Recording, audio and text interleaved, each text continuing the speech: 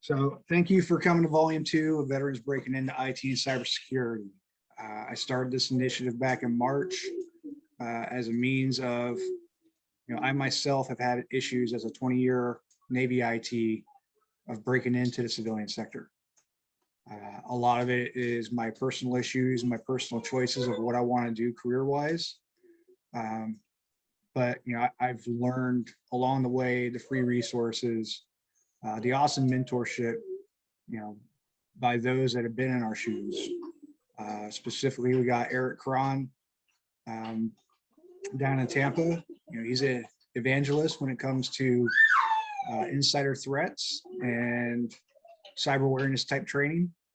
I have Alex Rhodes. He is a prior Army. He's jumping ship from the Space Force over to a new company. I got Alex Burkardt. He was my old combo back in the days, so we worked with each other pretty well. And he's a vice president of a data mining company. So what I'm trying to do at each event is I want to bring different flavors in. That way, when you start to really think about IT and cybersecurity, what do you want to get into, right? Because it's vast. You look at a job post, and nowadays they're shooting for the golden unicorn. That I want you to be a blue team, red team, purple team, white team. Just call a color. I want you to be it. I got Jay Garcia from Marine, with 40net. So, everybody's obviously seen him on the last one, has interacted with him, hopefully. Another great program if you're a veteran that's never done IT or cyber, trying to get into cyber, right? Because it jumpstarts you so far advanced learning a firewall technology. It's gonna challenge you to get smart on VLANs, network, whether it's OSI, TCP/IP, right? It's going to jumpstart you into a network cyber or security engineer role where traditionally as an IT, you might be 4 or 5 years into it before, or you went out and paid your own money for that firewall certification. I got Will Hunt, obviously not a vet, but for those of us that are, he is one of our moderators in our cybersecurity study group Discords. He is a co-founder of an ethical hacking firm in the UK. He's always given out some great advice. I have Russele Prukop just got online. Shortly after I left Alex at the good old squadron, Russ was one of my first analysts that I worked with side by side. So he has been through, SOC analysts all the way to threat intel, and can tell you, what drove him to his passion to want to do what he's doing now versus an array of other things, right? Peter Nyguen will be on in a little bit. So Peter Nyguen is going to be our expert that comes from Microsoft, does clear contracts. So they are looking huge. Huge into they got this new MSSA program, not the same as the one that they offer on the side, but they had to fill 40 jobs within the next 3 months for clear contract roles for the Microsoft 360 rollout. So how will that not play off with the Microsoft China breach?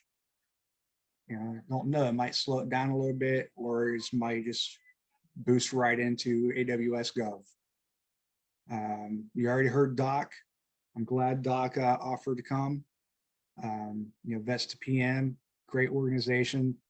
When you're looking at all these organizations out there, Vets to Industry, still serving veterans, Vet Tech, Vets2PM, Veterati, ACP, don't just stick with one, right? A lot of times all these organizations will talk to each other and they'll intermingle. I got a couple free sites that I got pulled up for today. Oh, Aage's on. So Aage's another veteran that loves giving back. He is joining me on Onward Opportunity last month. But in tradition of giving out the free training and what's free to us to learn to geek out with, I'm going to share my screen and go over a few things.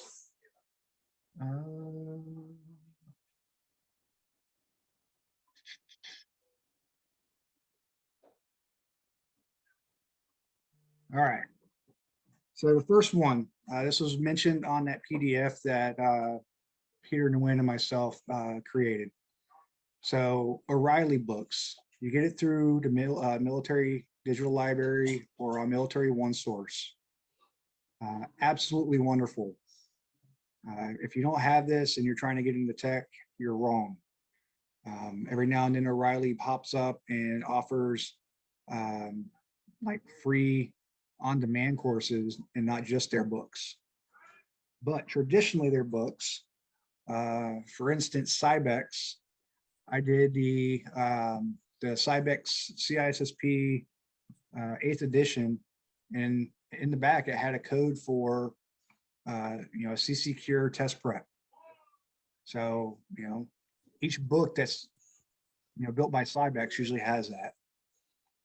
Another one, I did a call out for Trace Labs not too long ago about trying to host a bunch of our Discord in their next OSINT for Good campaign. OSINT is a very valuable entity when it comes to cyber. Knowing how to do the correct searches, knowing exactly what you're looking for. So what they did already is they posted their new VM that is available for grab. I'm going to be working with the team and try to figure out how we can get the training aligned with it. They usually charge for it, but when I mentioned, hey, I got a bunch of veterans that are trying to do this, they said, hey, we'll look at a means to provide training, whether it's going to be recorded on demand or their traditional hands-on. The next one, DFIR training. So Basis Technology every now and then offers up free training when it comes to digital forensics. Right now they're offering cyber triage and autopsy. Absolutely great resources when you start doing forensics. They're big on the divide and conquer method, which when you're doing forensics, you ask the why questions and just keep breaking it down into why, and then segment everything out. That way you just don't have a giant spreadsheet of nonsense. I mentioned it with me last time. I was hoping that they would have the Microsoft on here already, but it is not. But for here, I have the Cyber Defenders Pathway pulled up. This is essentially what they claim that you can be and what you can do, whether it's threat intel, incident response, or ethical hacking as a SOC analyst. Having gone through the training, it's phenomenal. They have IT fundamentals, they have network fundamentals, so you don't have to literally start, and say, hey, I got to go get A+. Hey, I got to get Net+. You don't have to go pay for a piece of paper that says you know this stuff, right? Because when you download that badge and you put it on your LinkedIn profile or you upload your cert to your LinkedIn, it's going to give you the same the KSAs that you would just hand jam. So, why not show you have that knowledge? And if they say, hey, we do require, okay, can you give me a probationary period and hire me, and I'll get it within that probationary period. The Cybrary. I hear this a lot from people in our Discord that Cybrary is paid. They have a free version. You don't have to click the upgrade. When you register, you just hit next. And they have, just this month alone, they have 113 free courses. to include practice tests and labs. Another thing to do is monthly, they pass out four courses that are traditionally their premium content that they pay for. So something to think about. You should not be paying for training. So this one, so I threw this in here because, being a veteran or law enforcement or what have you, we're already incorporating diversity in the workplace. But it's getting bad to the point where, the civilian sector doesn't have this type of training. So another good way to bridge yourself is D2UI. They offer it free for veterans, free for active duty, free for spouses. Get your diversity inclusion in the workplace certification, add that to your profile. Another good stepping point, SHRM, right? This is primarily for HR folk, but with you doing this certification for free, because this one's free as well, you kind of get to learn some of the legalities that companies have to follow when they're hiring veterans.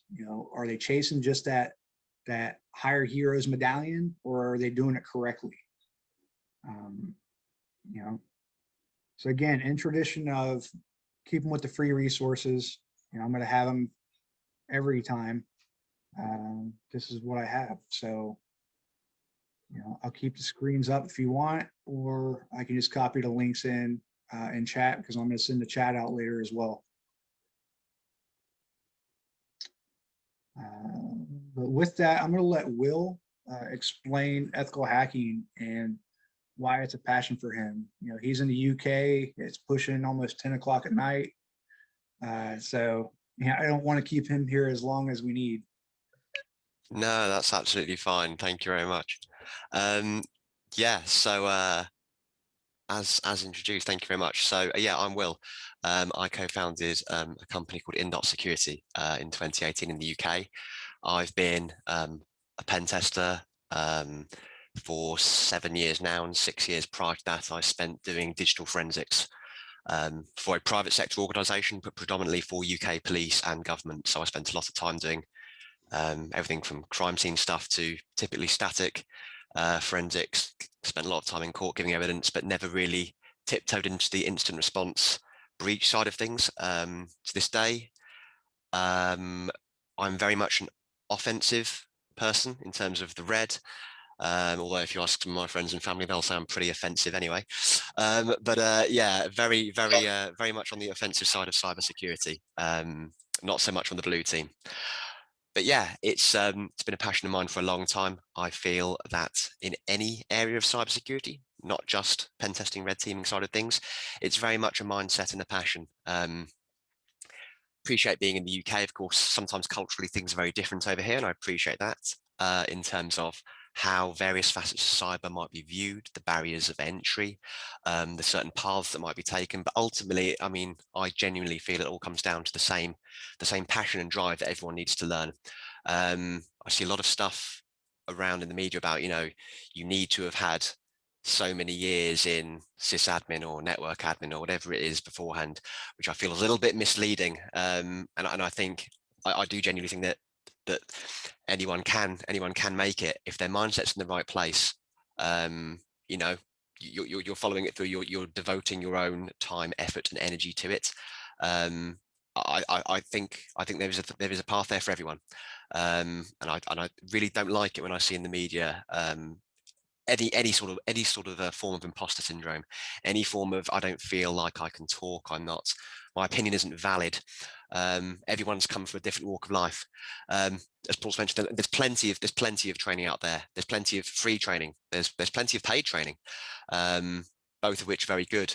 Some of the resources that have been shown so far are fantastic, and there's many more. And if anyone wants to pick my brains about other sort of online resources, if you're talking to me, you're probably going to get more technical online resources. I tend to shy away from the more procedural, policy, information assurance type of things. I'm very much a techie geek at heart, so I spend a lot of my time at the coalface. And when I'm not doing my day-to-day pen testing, I deliver technical offensive pen testing training as well. Been very lucky enough to do that in several international conferences. So if anyone wants to pick my brains about elements of training and what's good, of course, I'm happy to talk about that. But yeah, I think as a general introduction, I don't want to be hogging the mic by any stretch of the imagination. So I'll pass it back, but obviously happy to sort of take any questions and answer them wherever possible. Thanks. You hit a good spot, right? So when we talk about Europe, or we talk about even Pacific Islands, they don't throw money at a piece of paper and say that they're professionals, right? You know, I went to Iceland as my first tour, and I got my first shot to go to a crest. Right, hands down, one of the best trainings I ever went to, because these are professionals that you're not getting a piece of paper, you're paying for training. Like your end game is you finish the capstone or you don't, but you still pay for training. You know, kind of like the way SANS does it, where you know you can pay for the training and then you can take the test if you want to certify.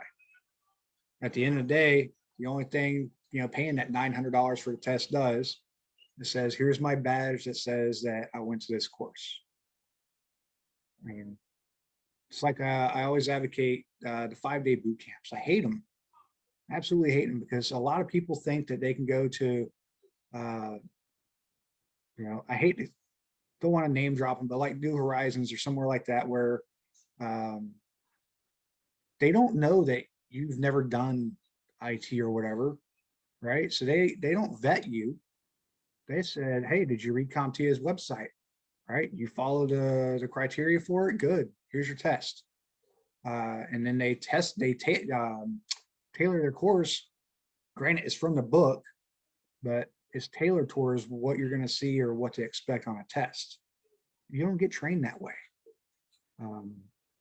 No, I would completely agree with that, and I think there's a big difference between sort of practitioner training and vendor training. To put that into perspective, when I first started in digital forensics in 2008, after I finished university, I was always pushed down to do guidance training for NK software, just time and time again. And I did a little bit of it, but the organization I worked for, I tried to sort of get the message across that vendor training is good and that's great and all, but there's always too much of a sales pitch, in my opinion, and they're trying to get you they try to teach you what to do with their tool, but they don't tell you how to find the evidence necessarily, I like to say. And there was a UK-based company at the time that I was clambering for training for, one that was taught by practitioners. They're not there to sell me a product. They do the job day in, day out. They'll tell me what I need to know. And after a good while of clambering to get there and not getting there, I ended up the training, that is, I ended up leaving and going to work for said company. But I think even to this day, there's a bit of a split. And I think you touched on a very important point about the bit of paper proving what you do. I think it's a bit unfortunate, and I'm not going to necessarily say it's SANS or it's, for example, offensive security, OSCP, and this like that. But there are certain certifications, there are certain companies out there that are now, I feel, sitting on their laurels quite highly, and that's fine. They've done very well. They've obviously got clearly good business models. They've established a very dominating position in the market. But I do feel that when assessing someone's suitability for a position or assessing their skill set, it sounds a bit cliche, but I genuinely feel like if I'm interviewing someone, I can hope to get more out of a person and get a feel for what they know by just having a good conversation with them.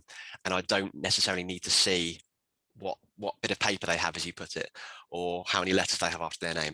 And that's not to discredit any certificate. For example, yes, I've seen this. I think you've shown me this before, and even I was amazed. There were so many here that I'd never even heard of. And it's not to discredit any of them. They all serve a purpose. They're all here for a reason. And if you have the opportunity to pursue any of these courses, in many ways, you'd probably be silly not to. But I think the mentality and attitude towards it is not to rest on them and to not let certifications or lack thereof define you. You need to be confident in your ability, be very clear about what you know, be even clearer about what you don't know, because your weaknesses can often be your greatest asset sometimes, in my opinion, because it shows transparency, it shows honesty, and you generally find that you will surround yourselves with people who know more or inspire you or give you that motivation to learn. And when it comes down to it, I genuinely do believe that good companies won't, they hire motivated people and inspire them. You can teach a tool, you can teach how to run X, Y, Z, but you can't teach the attitude, you can't teach the mindset. And if, from discussions we've had, from the people who are here tonight and from all the activity I've seen in Discord, it's quite clear that there's a lot of thirst, a lot of really positive thirst for it and drive to get there. So as you quite rightly said, breaking down these walls can sometimes be quite an uphill battle. So I'm open it up. We have an ethical hacker with us. Everybody wants to go red side. And it seems like that's where everybody wants to start, is they want to start the try hack me's and the hack the boxes and stuff like that. Here's your chance. Ask the questions. Free I think some of the mentorship. confusion people have is like, they always want to go for the hardest thing and to break in. And as a hiring manager, it's very obvious to me when someone's approaching me for a role and they just completed a boot camp, because they have that level of knowledge and they have that level of understanding of what they're talking about. And as far as I'm concerned, I could put anyone through a boot camp. If I like you enough and I think you've got the talent, I'll pick the courses and I'll fund it and I'll put you through it. And what a certification and what those little letters at the end of your title don't tell me is, do you have a persistence, drive, and grit? And that's kind of what most companies look for. And I think, Will, I don't mean to disagree with you, but I think one thing, to give people a leg up on vendor trainings, one thing that vendor trainings are very good at is, one, they're typically free. And then two, if you find a company that you want to work for and they use a certain tool set, learning how to use that tool set immediately makes you valuable to them, especially if you're looking to break in at an entry level. So there's nothing wrong with getting a Splunk certification or getting a Sumo certification, something just basic, because that's applicable to, let's say, 50% of the enterprise companies globally. I don't think that's a bad skill to learn. And it's a heck of a lot more powerful on a resume than saying proficient in Microsoft Office. I just to jump in, I would completely agree with you there, especially on facets of IT that aren't necessarily strictly and explicitly cyber. Like you said, when you're picking out the Splunk or the whatever type of web vendor we're talking about here, those I would wholeheartedly agree. And I think I probably was a little vague in the more kind of sort of penetration testing red team stuff, which is relatively vendor agnostic, in that anyone can nowadays pick up Kali and or whatever that distribution or those tool sets might be. But I will fully and wholeheartedly agree with you. And for jobs that directly, like you said, are working with said piece of hardware, appliances, whatever they have to be, I think you'd be almost silly not to consider doing them. Like you said, it makes you directly valuable. Completely agree. Yeah, I'll give you an example that doesn't have to do with an IT tool. Everyone in the Navy or in the military, period, you've used some sort of ERP system. Like in the private sector, we have tools like SAP, Salesforce, Workday, stuff like that. It's amazing to me, having gotten out and been out for a while now, how valuable someone that knows how to use a tool like that is to an org. I'll give you an example. If an org is running on Salesforce and that's how they know which customers they need to talk to, when they need to talk to, what they need to do with them, and they can't manipulate that tool properly, and you come in the door and show them how they can take the use of that tool to the next level, you're showing value to the company, and you're also giving them a reason to reinvest in you. And those are just like, you don't need a cert or need a lot of training to understand how to use a tool like that.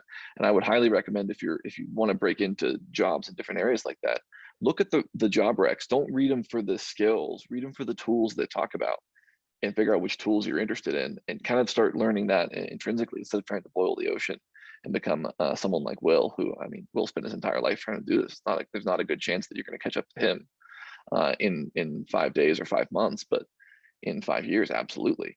So don't try to start at his level. Start wherever you can, get in the door, and then start learning. So a good question was brought up by Jean Burgos, right?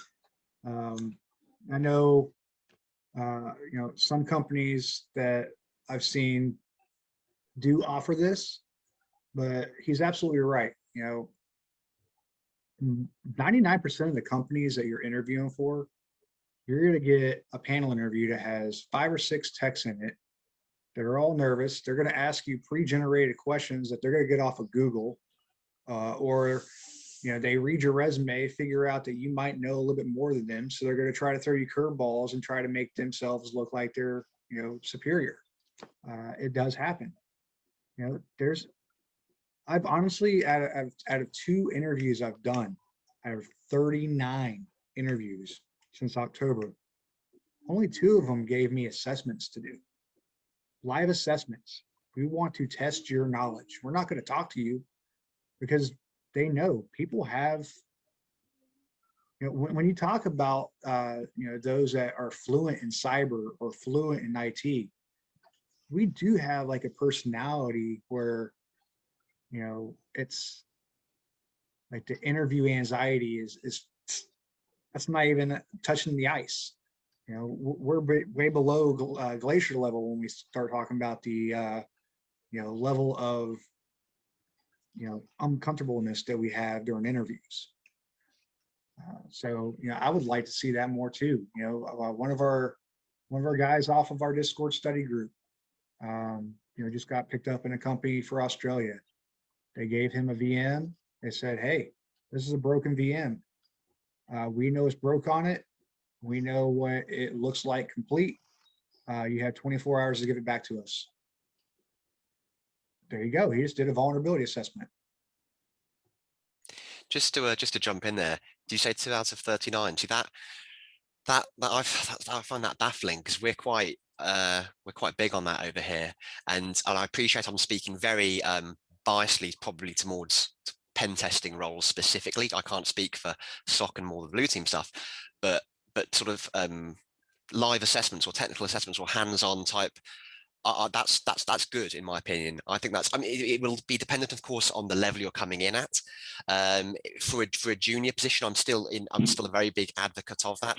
Of course, if you're taking kind of what I would consider to be graduate level with no industry experience, I still think there's a place for it, but the expectation based on what the resume says, or if people are coming in saying, that here's my GitHub, here's some projects I've been working on, I think there's an appropriate level, but I'm a big advocate of technical assessments. I think they're a little bit lacking in some places. So when you said 2 out of 39, I'm a bit shocked by that. I don't know if that's something that you see quite a lot across in the United States, or whether it's a particular area in cyber or IT that you think favor, or you see this lacking. I'm not quite sure, but I'd say I'd like to step in a little bit here. Will, I kind of agree with you there, but I think the assessments are very important in some roles that you would be trying to do, right? And there's a lot of roles that you aren't necessarily, the assessments aren't going to tell you as much as talking to the person, finding out where their drive is, where their mind is, like we said, their personalities. It takes a personality and a drive to do this. And you can immediately spot the difference between the people that are trying to get into cyber because somebody told them that, jobs are plentiful and you'll make 100K when you get your first cert, right? There's so much of that goes around and gets sold to people. And those aren't the people that are going to necessarily excel in there, but you can tell the people that have the drive, have the interest. And those people, they may not have the skills, but I think Alex even mentioned it. We can train people on that. If we understand that they have the skills and the motivation to do that, then to invest in that person is great. And I think the technical assessments, like you're saying in pen testing, that would be absolutely a place that you would want to do that. But if I'm looking for, an intro SOC person, a SOC analyst 1 or something, I'm not going to throw them in front of some, random sim that's throwing up garbage and ask them to try to, do something with that. That's just not the place for that level or role, right? And so when I've interviewed, I've rarely had assessments. Now I tend to be on blue team, and I'm sort of up in the management type areas or the things that I end up doing because I've got a lot of experience with that. But a lot of people, I've done those panel interviews where they've sat me down and I've dealt with architects and I've dealt with engineers, and they've asked me things like, what's the pros and cons of running fully encrypted data throughout your network? What's a good thing about that? What's a bad thing about that? And all of those kind of thinking through sorts of things that weren't necessarily sitting down in front of a keyboard. I do think in the roles like you're saying is important. And I actually like the idea of taking, if you're in a support role, in a repair role, or let's say you're doing DFIR and you have a VM set up and you say, okay, cool. We have some stuff in here. Let's see if you can find this. Now, that doesn't necessarily or shouldn't necessarily be the defining yay or nay on something. But I would be actually more interested in seeing how they went about what they were looking for and trying to do the work than honestly the end result, quite frankly. Oh, I completely agree. And I would much rather see someone, again, speaking very biasly about sort of more penetration testing roles, go at something and fail for an hour, but watch the mindset, see where the brick walls are hit, see where hopefully you don't see the mental collapse. It's sort of, I've tried this, and that's all I can think of. Now I'm just gonna sort of stop, because it's that continue, it's that drive, it's that motivation, like you said. So the successes aren't really the defining points in those moments. I believe it's the failure is the wrong word, but hitting those dead ends and seeing mentally where the individual assesses the situation and seeing how they approach it. I completely agree with that. Yeah. Well, and honestly, that's where I like seeing the military mindsets, because most of us that have been in the military have been taught to deal with those adverse sorts of things, right? Where we have to push through things. We've all been through boot camp. It sucked. We did things we didn't think we could do in there. And that is something that not everybody has that, that mindset to go into right there. But you're right. It's wonderful to see how people fail and then how they pick up from that and move on. Okay. How many of us have spent hours going down a rabbit trail that leads us absolutely nowhere? And it's frustrating as hell when you get there, but then you just got to back up and go, okay, I'm going to go find it another direction. But a lot of people just throw their hands up and, I think, Erich, you mentioned, one of the things that I misunderstood. I thought you said he told you something was going on with English. Shonda, I don't think you're on mute.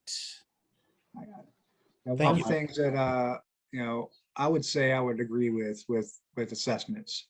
So I would say you can do a SOC analyst assessment. There's an absorbent amount of PCAP files that you can pull off of like Vulnhub or someplace like that have walkthroughs already built for them. So even you as an assessor can say, I don't have a live PCAP I can give you because obviously there's some red tape, but here's one that's been in the wild. Tell me, what do you see on this? Boom, I see TCP. Boom, I see a SSH. I see here's a base 64 going across, or here's something going on in the background, right? Because when I want my SOC analyst to look at PCAP or Splunk or whatever, I want to know that they can tell me what they see, right? Not say, hey, I went out and got my CYSA. Okay, cool. How many hours of PCAP analysis do you have logged? Well, the course was 5 weeks. Okay, well, out of 5 weeks, how much live network analysis have you done? And then, just take it a step further with the way SANS is doing their CTS now. SANS is doing phenomenal digital forensics CTS. Will's joined me on one not too long ago. Alex was in it as well. It was said that it was beginner. Oh man, I could tell you that I think combined we turned it into a group exercise. I think at the end we had 7 flags out of 30. And they were, it was deep into, drop this into Red Ripper, drop this into Autopsy. There's some pen test ones that were like, well, for one, they don't really give you anything. They just say, here's a website, give me a flag. Well, from what? I mean, at least if I'm doing a pen test on a company, you're going to tell me at least what you want me to look at. But, there is a lot of validity into a lot of this. Wes has his hand raised. Hello, can you hear me? Yeah. Oh, great. Sorry, the mute button disappeared. Yeah, just quickly, I wanted to kind of just briefly shift the conversation a little bit to where I think, and from my perspective, the real problem is. I've been working in this field for a very long time. I made the switch from general IT into cyber some time ago. And I encountered what probably a lot of people encounter. You're going, I have a lot of experience. I have certs. They're still not hiring me, right? The problem isn't your certs, your technology, whether you're a pen tester or not. In my perspective, the problem is most IT people really aren't salespeople. They've been in a role for their whole life. Maybe they've held the same job, but they haven't had to change jobs. And a lot of military people have never written a resume. And so this is really why it's what's happening, is because you're throwing a piece of paper that's not selling you effectively at a recruiter who knows nothing about technology. And so she's not looking at your resume for your tech stack. She's looking at it in the language that speaks to her. And if your resume is not speaking to her, it just goes into the no pile until something that does. And so what I think people can start doing is really understand the role, but then understand how you add value. Don't just throw out every single protocol that you know, because really that's not going to get you hired. What's going to get you hired is that you look like you're going to add value to that company and to that position. And so, and I know there's proof of this because I worked on big cyber teams with lots and lots of people. I'd say on one of the last cyber teams I worked at, we had 30 plus people on the team. Not one of them was a pen tester, right? A lot of them didn't have certs. And if you would look at them and compare them side by side, you'd say, well, these are senior people in title, but if you'd actually test their skill set, they weren't necessarily the most technical people. And so on the external world, what I'm seeing is that there's all these requirements for certs and all these tech chops. And while that's somewhat true, in reality, the people doing the job don't necessarily have those skills, but they have the job. And so I think that's what people need to learn. And you got to get someone to say yes. You got to make your resume sell you enough to where they give you a chance. And then you get that on the job learning, and you can really start growing your career from there, because that's where the opportunities will really start opening up for you. So my advice to, especially for people transitioning from the military, is to really focus on, how to best sell yourself, position yourself, your experiences, your leadership, everything that you've learned during the military, which is hugely valuable to a company.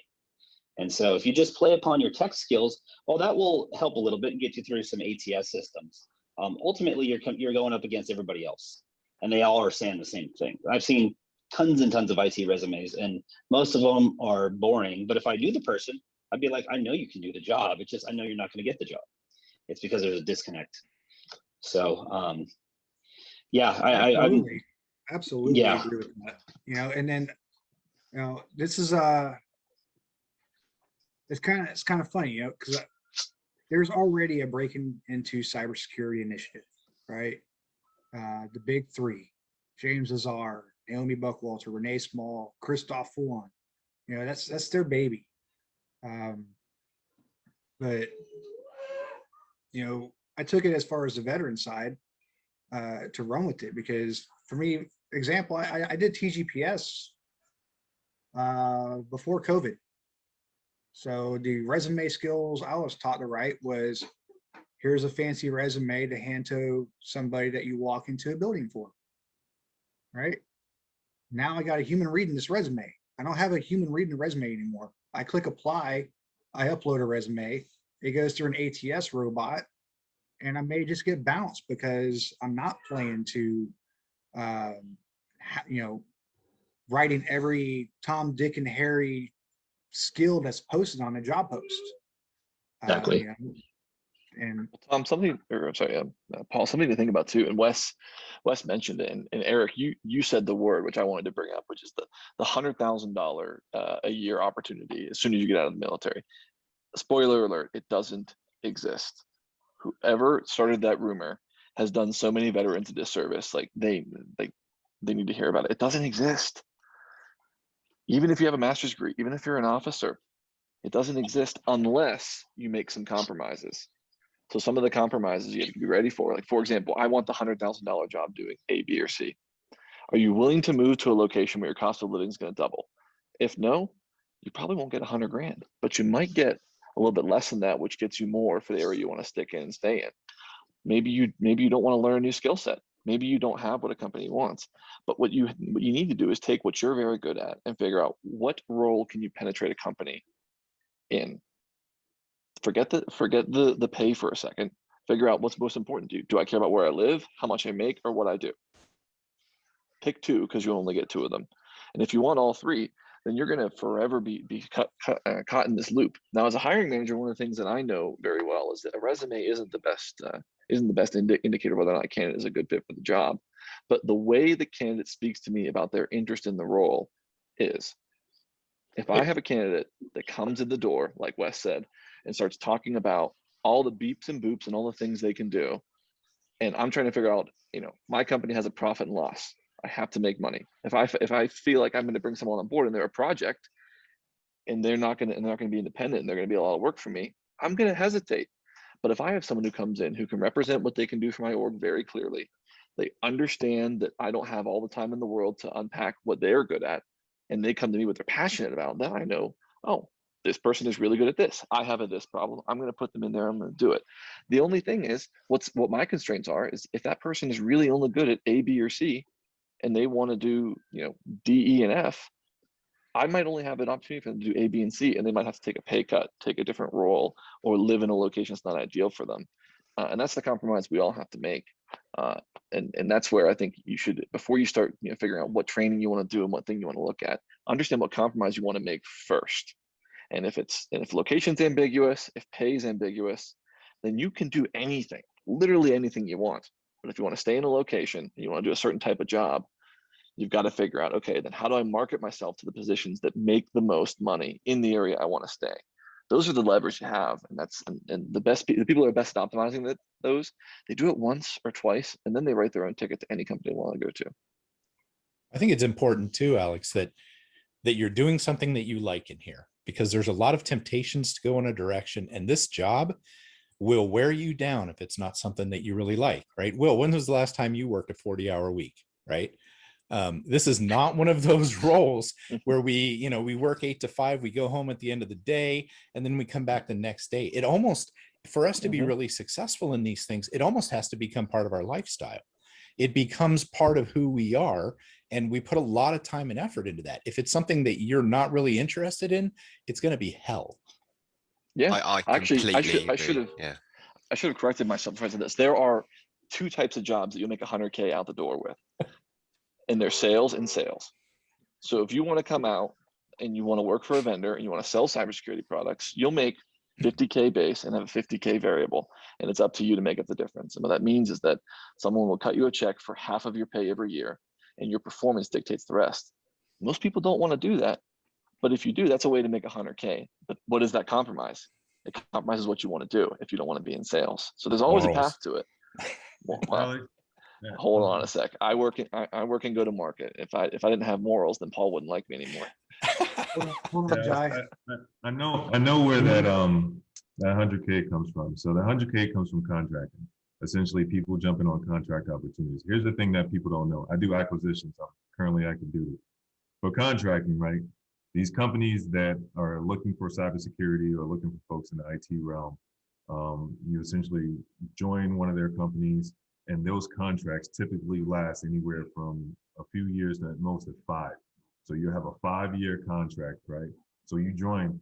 The minute that you fill that seat, that company has that vacancy that they get paid a certain amount. So let's say the seat is worth $200,000. That company will maybe pay you $100,000 out of that, so they can take that other $100,000 as overhead for additional whatever the company has in need. So you go into that seat. The thing about contracting is the money is there, but there's no guarantee. They can let you go, they can release you, they can lose a contract, they can get rebid. So really, in a lot, not every case, but you'll see it, companies essentially say, okay, because of the NIST says this is the requirement for federal contracts, that we have these type of certifications. As soon as you get that type of certification, they want to put you in the seat because that's how they make money. However, if you're not able to produce, right, or there's something that goes awry with the contract, then you're out of a job. So when people are looking for these opportunities, say, oh, I'm going to get $100,000 this, I'm going to, that's, you could, yeah, absolutely, you could, but at the end of the day, just like I said, if you're not thinking about these other things that are in the background, if you're not understanding what are you selling yourself, how you bring yourself, how you branding yourself, how are you building yourself, how are you communicating to, potential employers. I've seen so many people bet their bottom dollar on getting this job opportunity, and then it fall through and they had nothing going on for them. So understanding that, understanding what your roles are, whether you want a federal job, whether you want to be private sector, when you want a contracting job, understanding what that looks like for you and developing those relationships ahead of time. And then making sure that you have, you're just not just one way for you. You get this thing done and then you fall into an opportunity and you just never know.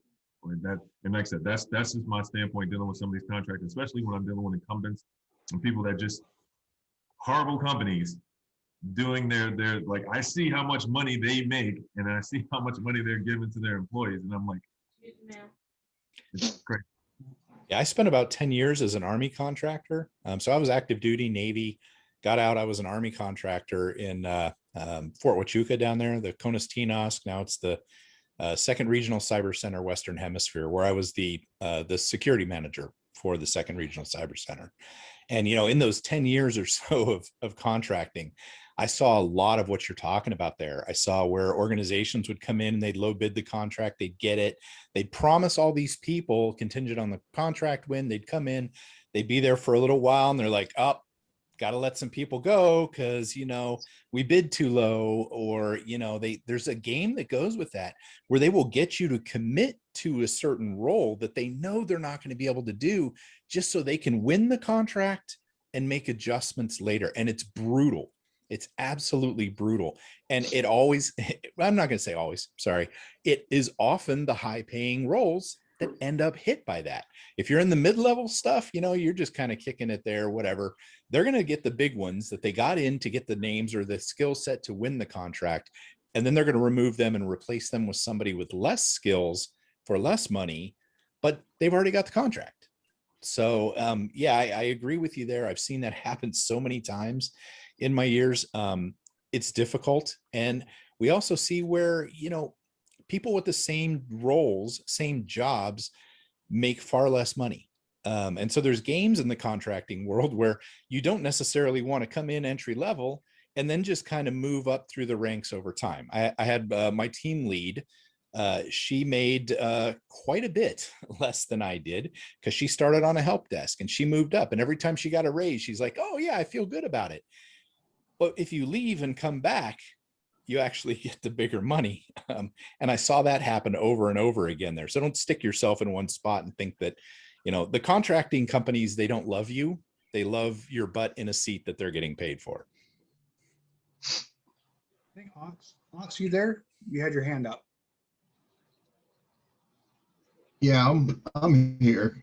I don't want to show my face, right? That 10-pound rule definitely applies to me. So, good morning, evening, afternoon, everybody. As Paul mentioned, everybody calls me Ox. So I wanted to add 2 cents. I'm kind of in the situation where I've been in 27 years, kind of moved from being an enlisted guy back in the early 90s to I commissioned back in 09. I'm a 04 out the door, right? So a couple pointers I can tell you out the bat is 99% of every job I got was because, or was offered, was because of somebody I knew and not because of just a resume, right? Yep. I'm sure everybody on the line will tell you, right? It's who you know. Moreover, that resume that y'all guys were talking about earlier. Another big pointer that I found out was most organizations don't really want to talk to you in the sense of don't want to give you a hire letter, at least for me, until I'm done with my Navy time, right? They think there's the ethical issue kind of associated with hiring an officer before they're done with their terminal leave and kind of roll to to life past the military. So for me, I was able to get a letter from the command. I'm not sure if anybody else is in that situation. The commander writes you a letter that says basically you didn't do anything in procurement, didn't do anything in contracting, and we ethically think it's okay for this guy to work while he's on terminal leave before he retires. Another point, right? At least in the Maryland area, I'm sure some of y'all guys are probably up here with me in DC, Maryland area, but you can drag your knuckles around this area with a clearance and 10,000 jobs will creep out of the woodwork, right?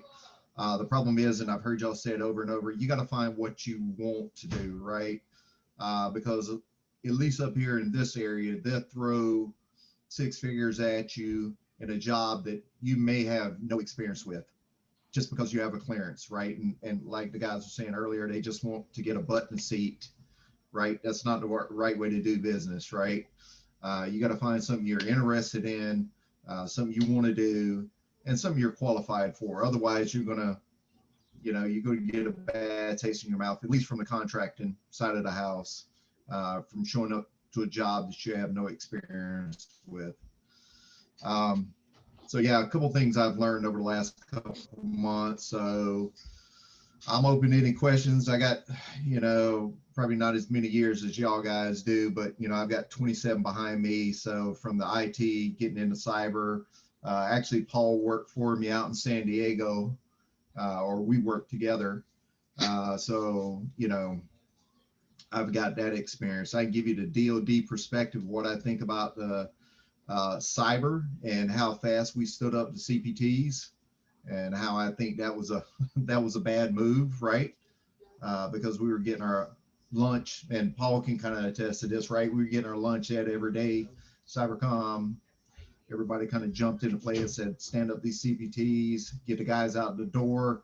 We'll worry about training after we get them out the door, right? Which probably ruined a lot of careers for a lot of people, right? Getting out of the military because it was such a bad move to try to fix a real problem. So anyway, I've talked too much, so I'll turn it back over.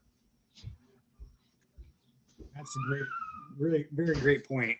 Some of these places that are standing up SOCs are doing the same concept because they've had somebody from the military that says, hey, you know what?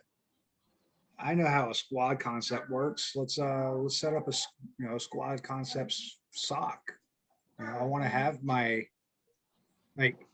it's wild. You look at last year has a flow map of what I think Larry D has it actually. It's the tree of what a SOC should be, where you have your fusion analyst, your threat hunter, your threat intel. That don't exist anymore. Now they're expecting, I want my level 2 SOC analyst better be a hunter. They better know how to hunt as well as do network analysis. Case in point, you got Max and John both had the same issue recently, right? One of the reasons why I set this up, and one of the reasons why I advocate the home labs, and I know Will say the same thing. I know Eric will say the same thing. I know Alex will say the same thing. Any of us that have been doing IT or cyber will all say the same. You need to have a lab, right? Because that's how you build your proficiency. We are professionals in the military at jumping ship every 3 years and going into a role that we haven't done yet and mastering that role, jumping ship into a new role, constantly, to where, you get out and, they want XYZ amount of time experience, for this job. Well, great. I did that 7 years ago, right? You have to articulate that in your resume. Sadly, chronologically, if they want a chronological resume, they're going to see that from XYZ to XYZ time was the last time you were hands-on. You have to show them, no, I got a home lab. I got a blue team, I got a red team laptop. I got about 23 total VMs, 11 of them are vulnerable bulbs that I leave up, just to mess around with. But to get told, so John was told that, he couldn't get something because all he had was A+. That's BS. I mean, hell, I know if they were in here right now, they would even say it. I have digital forensics friends that will say, I will bring you over DFIR if you can get A+, because not everybody knows traditional artifacts anymore when it comes to ransomware and other things, So it's one thing to think about. Like, if they're telling you this stuff, that's not a place where you want to work anyways. To be honest, take that as an informational interview. and what to expect. What to expect when you look at places. I had a company that lowballed me recently. That I actually this does happen, sadly, because there's a website you go to report it. I got told I was lowballed an offer for a senior security analyst position, doing firewalls. They lowballed me way below median and said the reason was because I was going to have a military pension. Right?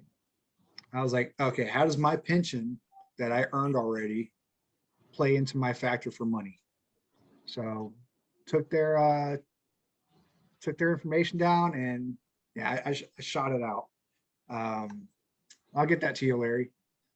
For Max, as far as guidelines for labs, I mean, you're in our Discord group.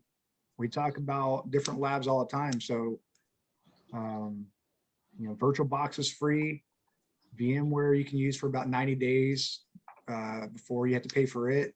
But the good thing is, if you already have a VM and you put VMware VM trial on it, you just keep making that screenshot. So there's ways around it. And then, the with you with me, it's another avenue to get free VM tools. You get a router sim out of it. So, you can build your own router without ever touching a corporate network and potentially dumping all their ACLs or black hole IP lists. You can do that all from home. And I think right now, the most routers I connected on it before it started giving me issues was about 30. So that's pretty substantial amount of routers that you can go in and mess with. Hello. What's that? This is him. Hey, Come here, working. what's going on, guy? Mute. On a multi-party line here. Hot mic. Yeah, I'll drop that in there, Adam. I'll drop that link into the Discord for sure. Thanks. We have people going from A+ all the way to OSCP in it. Neil, good to see you, brother. Man, I'm glad you did, because I haven't seen myself all day. I've been stuck in the damn smoke. See if you familiar face, how everybody's doing. What's up, P? Hey, man, feel like I'm meeting the president for the first time. Hey, Jay, I got to tell you something. I actually found somebody on LinkedIn that wasn't connected to you. Good. I said, man, you don't know Jay Garcia? He goes, no, who's that? I'm like, oh, Lord. Jay Garcia, the gardener.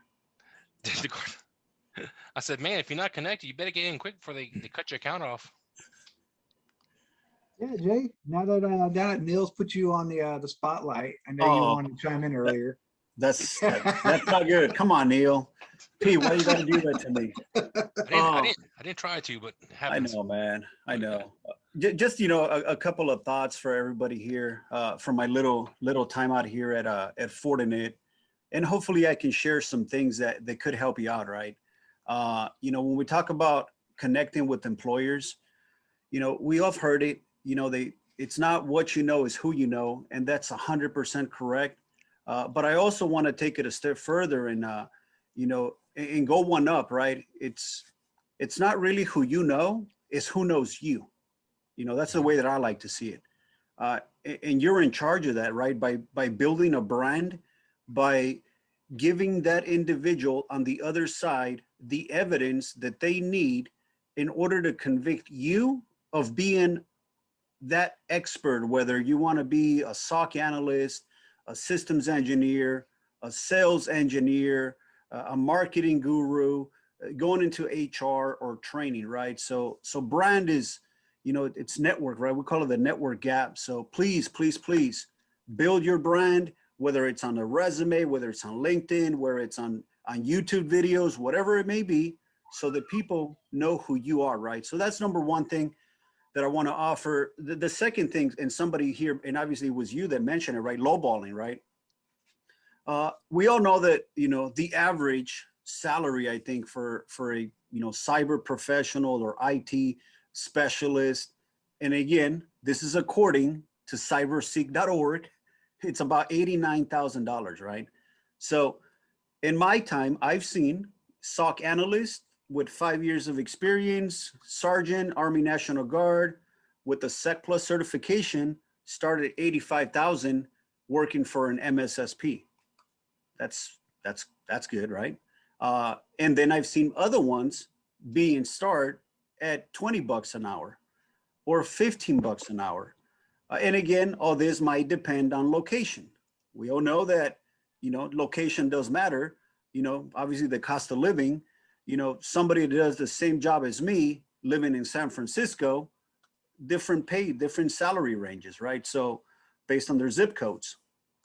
So please don't get lowball, right? But at the same time, somebody else mentioned it, you might not get that $100,000 job, the six-figure salary, right?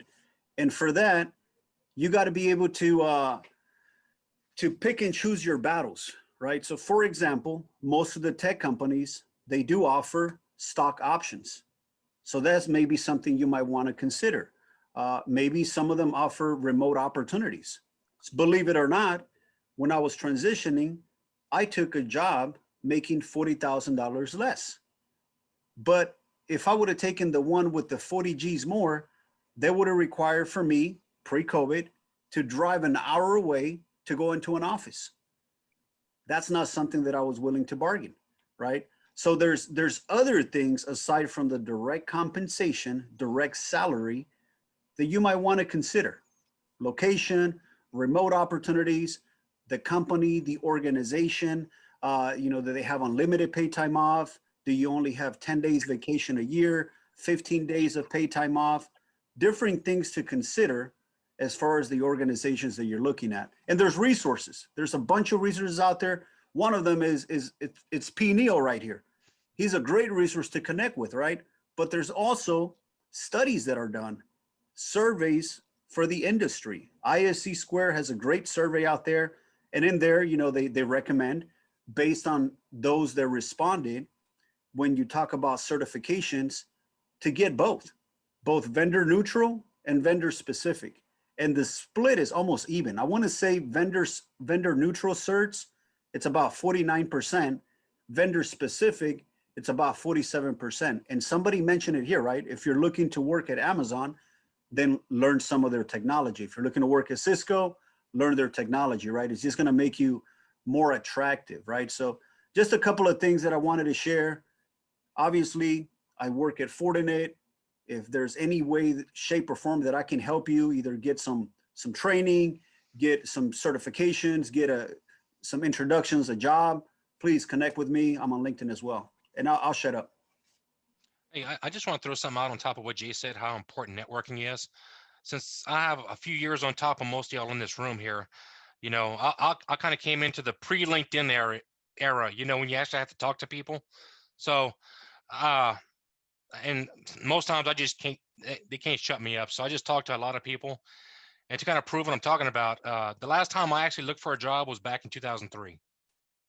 So ever since then, I got phone calls of, you know, I actually had one person call me and says, "Hey, you want to come work for me?" I'm like, "Dude, anything's possible, but who are you?"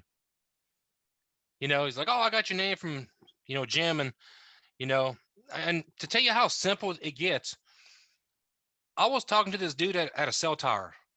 Dude just walks up, we start talking. He says, "What you doing?" I said, "Well, I'm doing this with the routing. I'm blah, blah, blah, blah, blah." And I kind of phased out and went to this tech limbo mode. And he says, "Well, okay, well, let me go talk to the folks inside. I'll see you in a bit." So I said, "Oh, sure, go ahead." He came back outside. We talked a little more, and he gives me his card. So when I was taking his card, I looked, it said SVP of technical operations for a company. So the dude I was talking to was the SVP. He says, find your way to come to Corpus Christi, talk with the owner. Let's see what we can do together. I was like, "Oh, damn." So I actually got a, you know, pre-job offer just by talking to a dude at a cell site of all places. So opportunities are all around. You just have to kind of be cognizant and know what to look for. But that's about it from my side, unless anybody has any specific questions. I think that's all really awesome. I mean, talking about getting to know people locally. And what I haven't heard anyone talk about right now is local groups. Like here in Tampa, we have the DEFCON, the DC 813 group. They get together, you know, pre-COVID. They're doing a little bit more now, but they get together and they do everything from lock picking to doing courses on, you know, using different types of things. But it's about getting to know each other in the area. Also, if you have an ISC squared chapter in your area, most of those don't require you to have a CISSP or any of that stuff, but you get to meet people that are actually doing the work there. You get to know them, they get to know you. And I can't tell you, as somebody who's been on the hiring side, how much better I feel when I know that person's personality and all of that, as opposed to just getting that sheet of paper in front of me. So those are really important things. Or like B-sides conferences. If you have a B-sides conference in your area, they're usually dirt cheap. And they're great training information and awesome networking stuff. And the other thing is,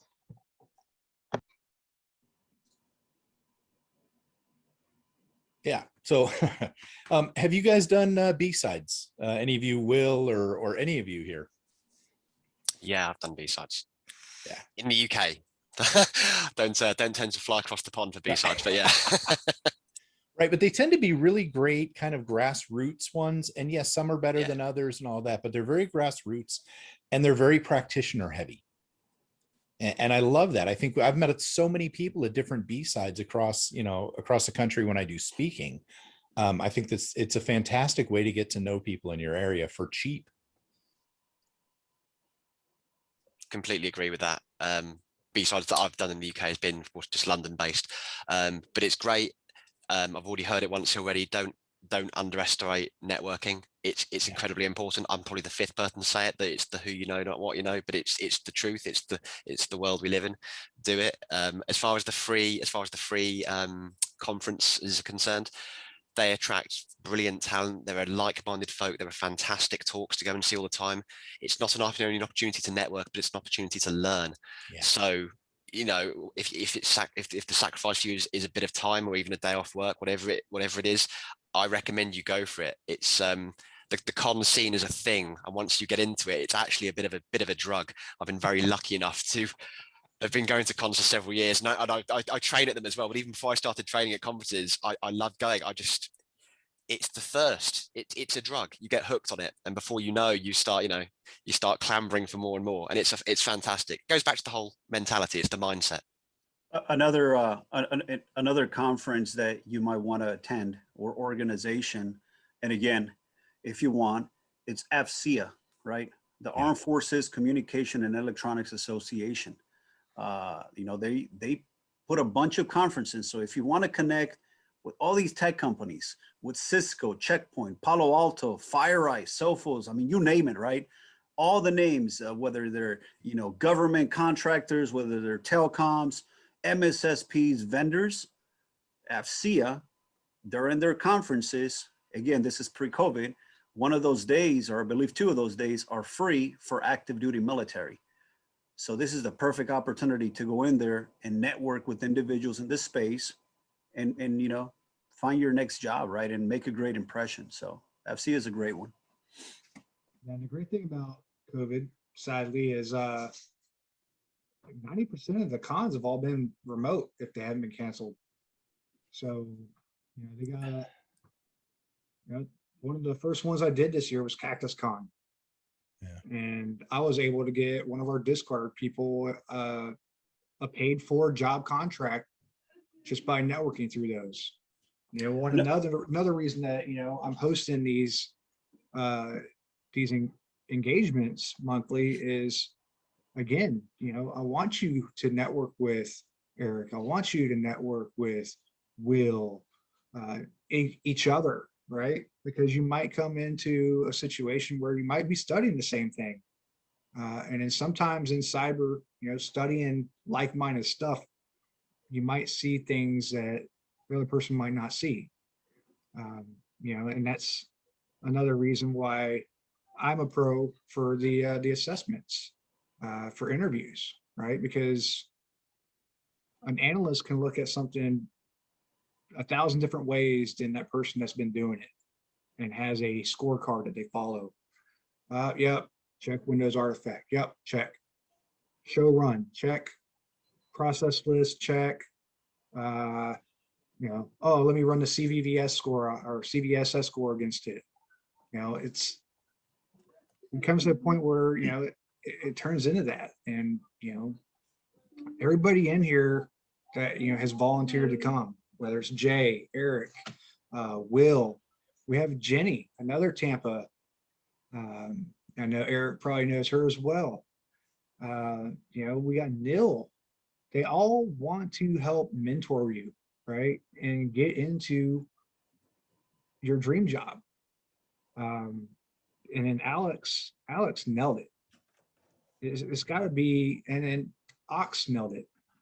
It's got to be what you're passionate in.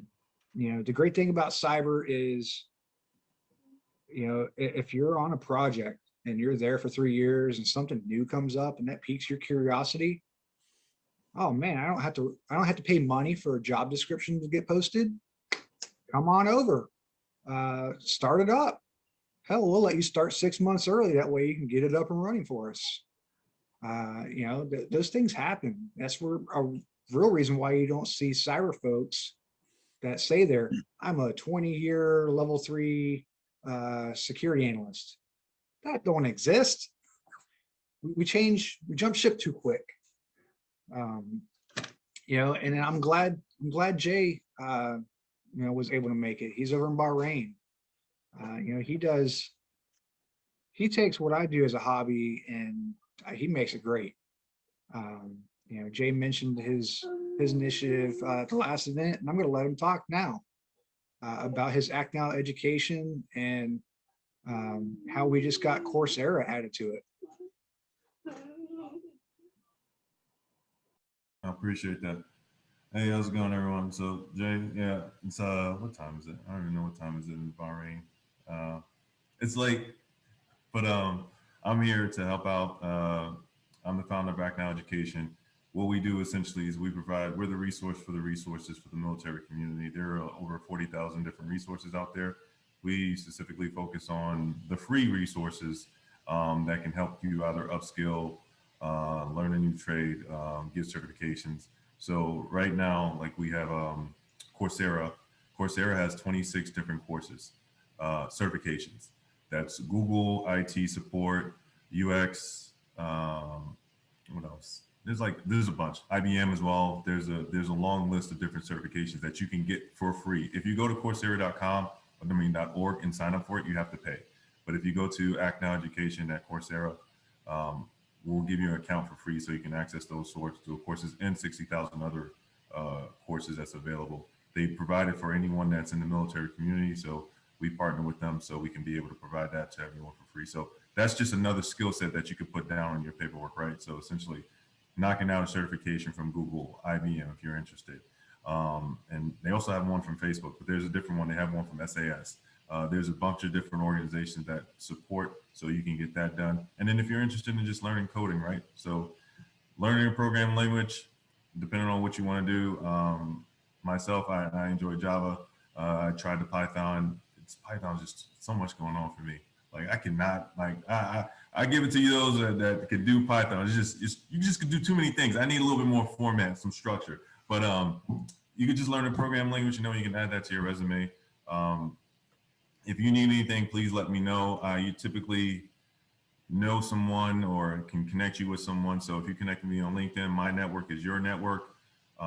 Last call we were doing with Paul, we had essentially Microsoft was hiring guaranteed 40 individuals. So some of the individuals that reached out to me, I was able to forward their resume in this through this program called Launch Code, and then I was able to get a job opportunity. So as long as you complete the coursework, you get a guaranteed job with Microsoft.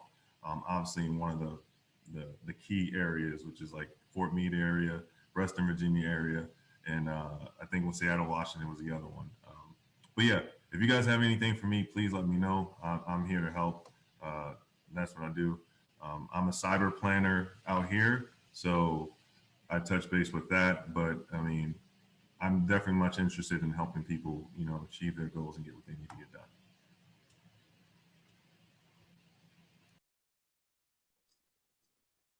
I got it. Appreciate it, Jay. Hey, Eric, Paul. so yeah, Jay. Hey, real quick, right? So, you know, there is those websites, right, that talk about salaries and how much you make. But I will share one of the success stories of somebody that came through our program was a retired gunny, right? Retired gunny, cyber chief. So he has some experience, especially on Fortinet firewalls. And he started at 140. So, you know, the experience, right? He had the experience, CISSP, he was certified, he knew vendor specific certifications. And yeah, so on top of that, so he's retired, 100% disabled and making that much money, right? So there are out there some of those roles, some of those opportunities, if you have what it takes, right? But we need to be real. Some of us, you know, I don't know anything about technology, right? So I'm going to start somewhere. I might start smaller than that, but you know, there's some great opportunities. And sometimes what I tell a lot of the veterans and military spouses, don't just shoot for, I want to get into cybersecurity. Let me just get into the IT industry, right? Let me find out if this is something that I really want to do, that I'm really going to love, right? As Eric mentioned, right? Because some of this, you know, I don't want to be looking at screens inside a SOC looking for alerts, right? I don't know. I think, right, that I don't want to do that. I want to be out and about. So just make sure you love whatever you're going to be doing. And then obviously get into it. And maybe you want to go into sales. Those sales guys do make a lot of money. And there's articles out there where sales is a stepping stone to get into the cyber industry. But again, you're going to have that quota every quarter that you're going to have to meet. And somebody else mentioned here, right? A 50-50, salary versus commission. But if you're money hungry, money can be made. I mean, some of these guys bringing in over 250,000 a year in sales, some serious, you know, account managers bringing in up to 450. That's possible, right? So yes, those things are possible, but you're going to have to work for those. And do you want the headaches? If I see here retirees, you guys have put already some time in as far as working, whether it's 20 years or 30 years in the military. I don't know about you, but for me, I did 20. I don't want to have no direct reports. I don't want no headaches. I just want to relax. I want to have a good job where I can make a difference, feel part of a team, and enjoy maybe another 10, 15 years of work, and then retire again, right? And move to like Venezuela or somewhere in Latin America. So again, I just wanted to share that because yeah, you know, salaries, jobs, stress, it does happen out there, folks. I'll shut up. I love that, Jay, though, about, you know, the no direct reports. I was a director of member relations and services at ISC Squared for a few years, right? And I had like all of these different groups under me, you know, as a director role. You're like, it's always about, I need to get in management. I need to get in management. And then when I ended up leaving there, I have no direct reports and my life is so much more wonderful. But some people like being in that role too. But yeah, I kind of see what you're saying after a number of years, and we've been doing this for a while, you know. I mean, I'm only 28 years old. I'm sure y'all can tell that, right? But cyber's hard, right? But yeah, you know, honestly, some of us are just kind of like, yeah, we'd like to not have that for a while. And that's one thing that's actually pretty cool about this industry is there are roles that you can get into where you can just put your head down and knock some stuff out, and you don't have to necessarily be in that situation unless you want to be. Yep. See, that's a funny thing, right? So mentioned it, I feel like it's a mark. A lot of you know, cyber expert, IT experts focus on those big corporations, those big companies. There are a lot of small businesses that you can do remote work for and get paid just as well and not have to worry about as much stress.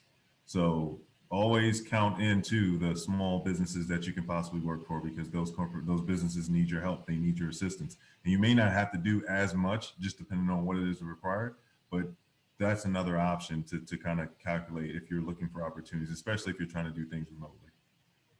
That's a great point, Jay. I mean, I've worked in a lot of large organizations, or very corporate feeling organizations. Coming out of the Army, DoD side there, I've worked in, all these areas like that.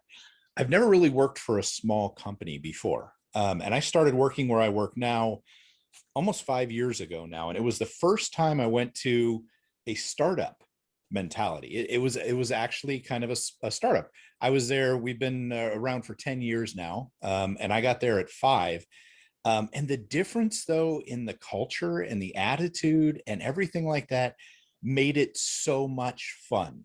Now, we've been growing. We actually just went public yesterday, which is kind of awesome. I'm not going to throw names out, but we just went public. Jay, you probably know who I'm talking about. But, it was an amazing shift from this kind of corporate grind.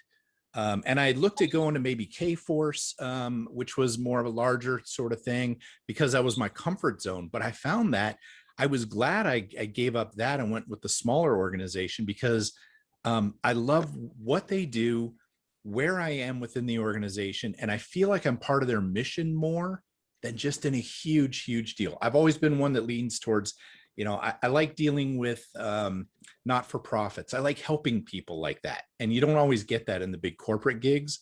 So yeah, don't push away on those smaller jobs and just focus on, I want to be at this, or I want to be at Raytheon, or I want to be at Microsoft or Amazon, because honestly, that you're shorting yourself a lot of cool opportunity.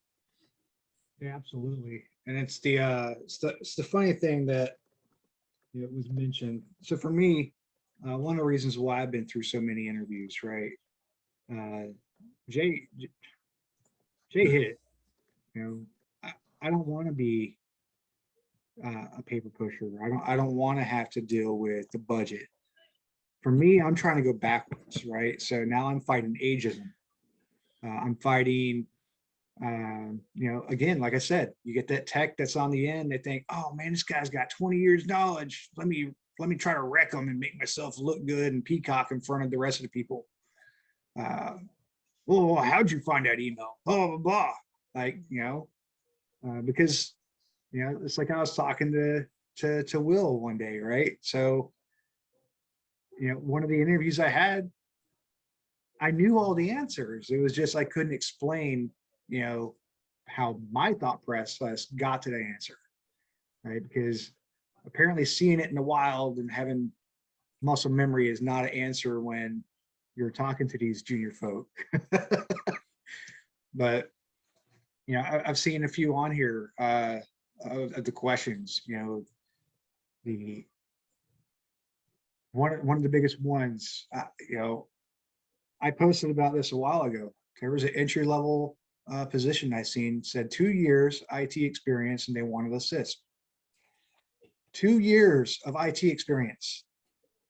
So, okay, so what domain? Help desk really isn't a domain. Best Buy is not a domain. So, you got to be wary, like, and this is why, James Azar, Christophe Foulon, Renee Small, Wild West Hackfest, Naomi Buckwalter. That's why they started that initiative. We need to re-engage what entry level means. We're to a point where now some companies still think that cyber is IT, right? They can't get over the fact that 15 years ago it branched off and now it's its own thing. So, you might be trying to find a cybersecurity job, but this job over here says security analyst. Well, what's the difference? There is none, right? And then, I mentioned the last at the last event, going on the NICE website, looking at the cybersecurity framework and really knowing what that position does. Red Canary's director, Katie Nichols, she gave huge props to somebody that just became one of the best threat intel researchers out there. And they've only been in business for 2 years, but they were a journalist, 10 years prior to that. So, information gathering. I mentioned it last time too, as far as if it doesn't matter what job you're in, if you're logistics, aviation, you use IT, right? Logistics, you guys have a heads up, or a hands up when it comes to cells, because the PCI devices, the handhelds, you can say you worked on that. You could say that you had to be, you were the the administrator for it. I got a system update. We pull it into a foreign port. I got to now move it over to this foreign currency or XYZ. So it is not selling yourself short when we talk about, really lay down the soft core skills that you have and make those networks, those connections. Hey, Yeah, Paul, man. I got one for you. A couple of jobs back, I actually had a CIO that was hung up on the fact that even though I did a buttload of security work, I never had a security title. And the hiring manager wanted to hire me, but the CIO was like, and so he just finally kind of gave in. He's like, yeah, go ahead. Kind of like, let's do him a favor type, gesture. So the second Monday I was there, I crossed him in the hallway. He's like, oh, where are you coming from? I said, the new employee training. He's like, well, I thought you took that last Monday. I said, yeah, I took the class as a student last Monday, but I gave the class this Monday. I said, also, not only I gave the class, but also your content hasn't been updated in about 5 years. So I'm actually in the motion of upgrading that also. And man, his eyes got about this big. He's like, oh shit, okay. So I was there for like a whole 6 months, and that's when Oracle pretty much grabbed me by the throat and dragged me in. It's like, hey, we'll give you 50 more grand a year. Come over here. And I'm like, I'll be there in 2 weeks, dude.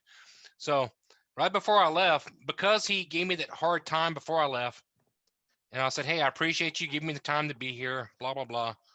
And by the way, I have all your passwords to your network that was hidden in a file that was unencrypted. His jaw hit the table, and then he tried to come back with a smirky remark like, well, it doesn't matter if you have the passwords. There's still other controls in place that, that would block you. I said, what? You mean the 4 computers in the back corner that you have an access list to?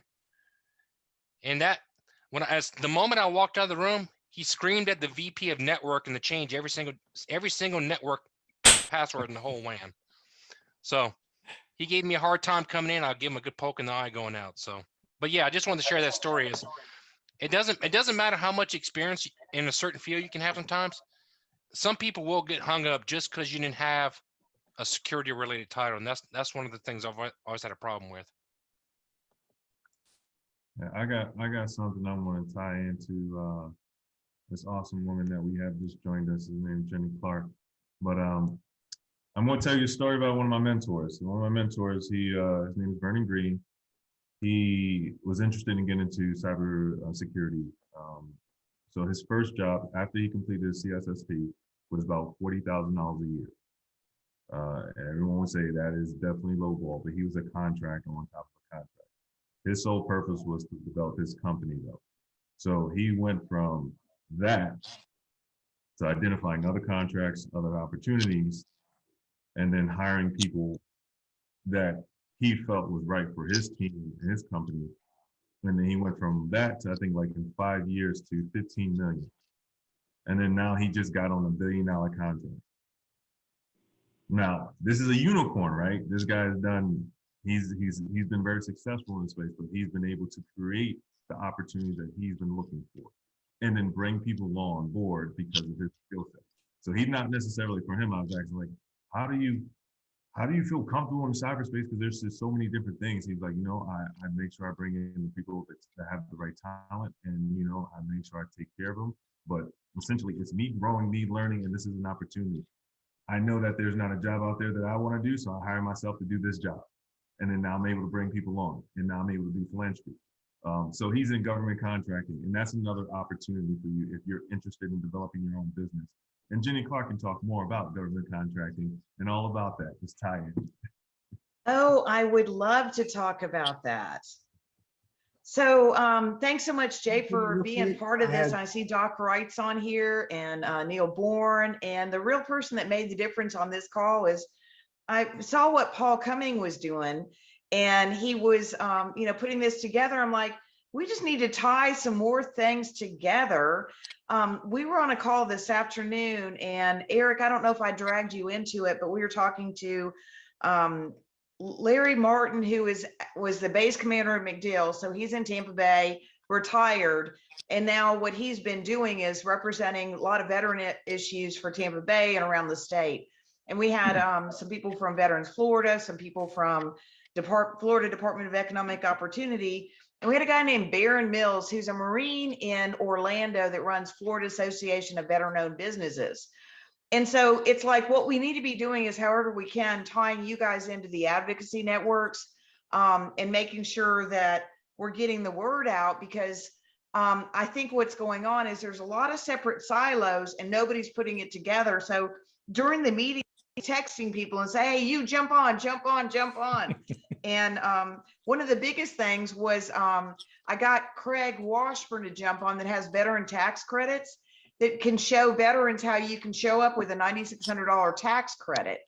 And the other reason that, and Eric's shaking his head, because government contracting is a great place for a veteran to get started, because most of those companies are veteran owned, and the companies that I mainly work with are veteran owned, because they're looking for people that understand when I say now, that's what I mean. And that are not going to say, hey, well, let's have another meeting to talk about it. And you're like, why are we not taking action? We're 70% of the way there. That's all we're going to get. Let's go.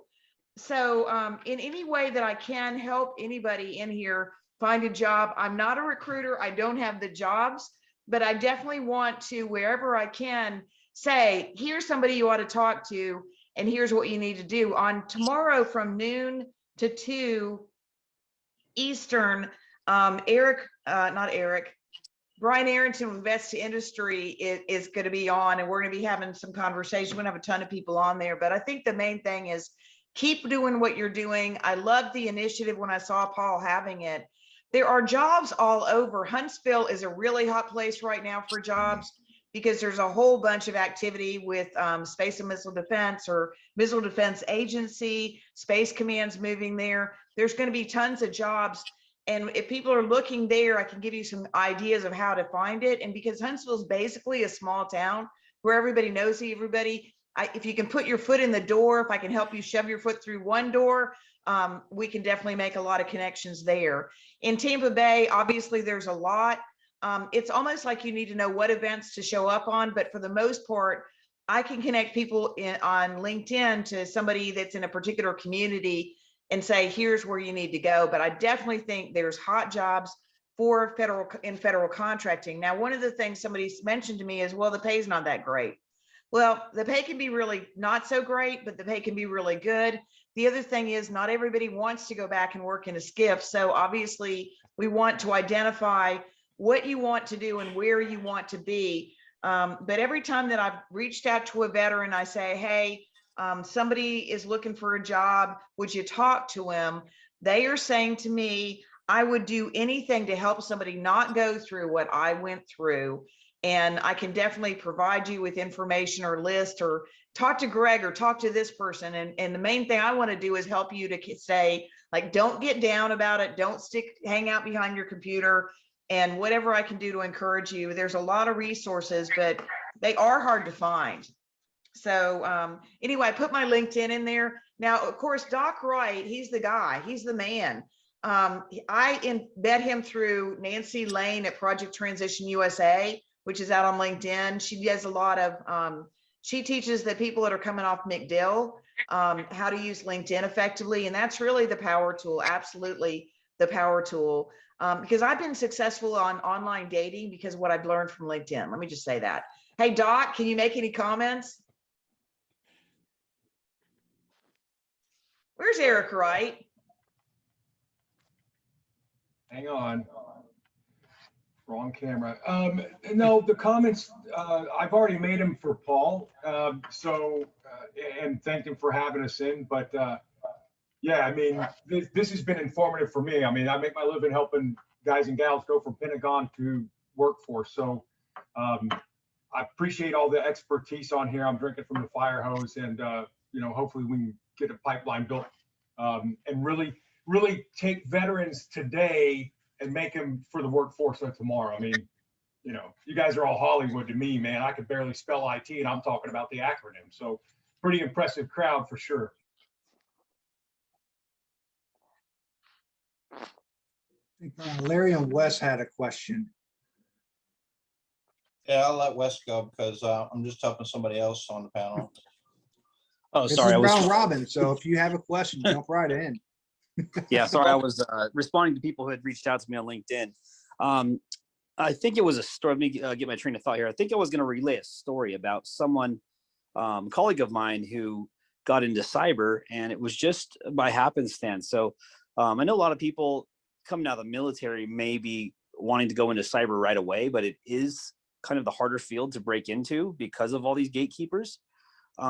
But there's a lot of other fields where you can do a lateral move if you already have a job and get into cyber. And so this one guy was in the company, and just one day someone showed up and said, "Hey, I'm going to put this guy on your team." He showed an interest in cyber. He had zero cyber skills at all, not a cert to his name. He was actually a software programmer. We taught him how to do static code analysis, and he started running that, and it just clicked for him because that's his world. And the guy was a rock star. I mean, within 6 months, he was probably one of my top performers compared to the rest of the people on my team who had all the certs and the experience, and it just clicked for him. And so, you know, we became friends. We started talking about money and cyber and things like that. He was a software dev. And I said, I noticed that your title still says you're a software dev.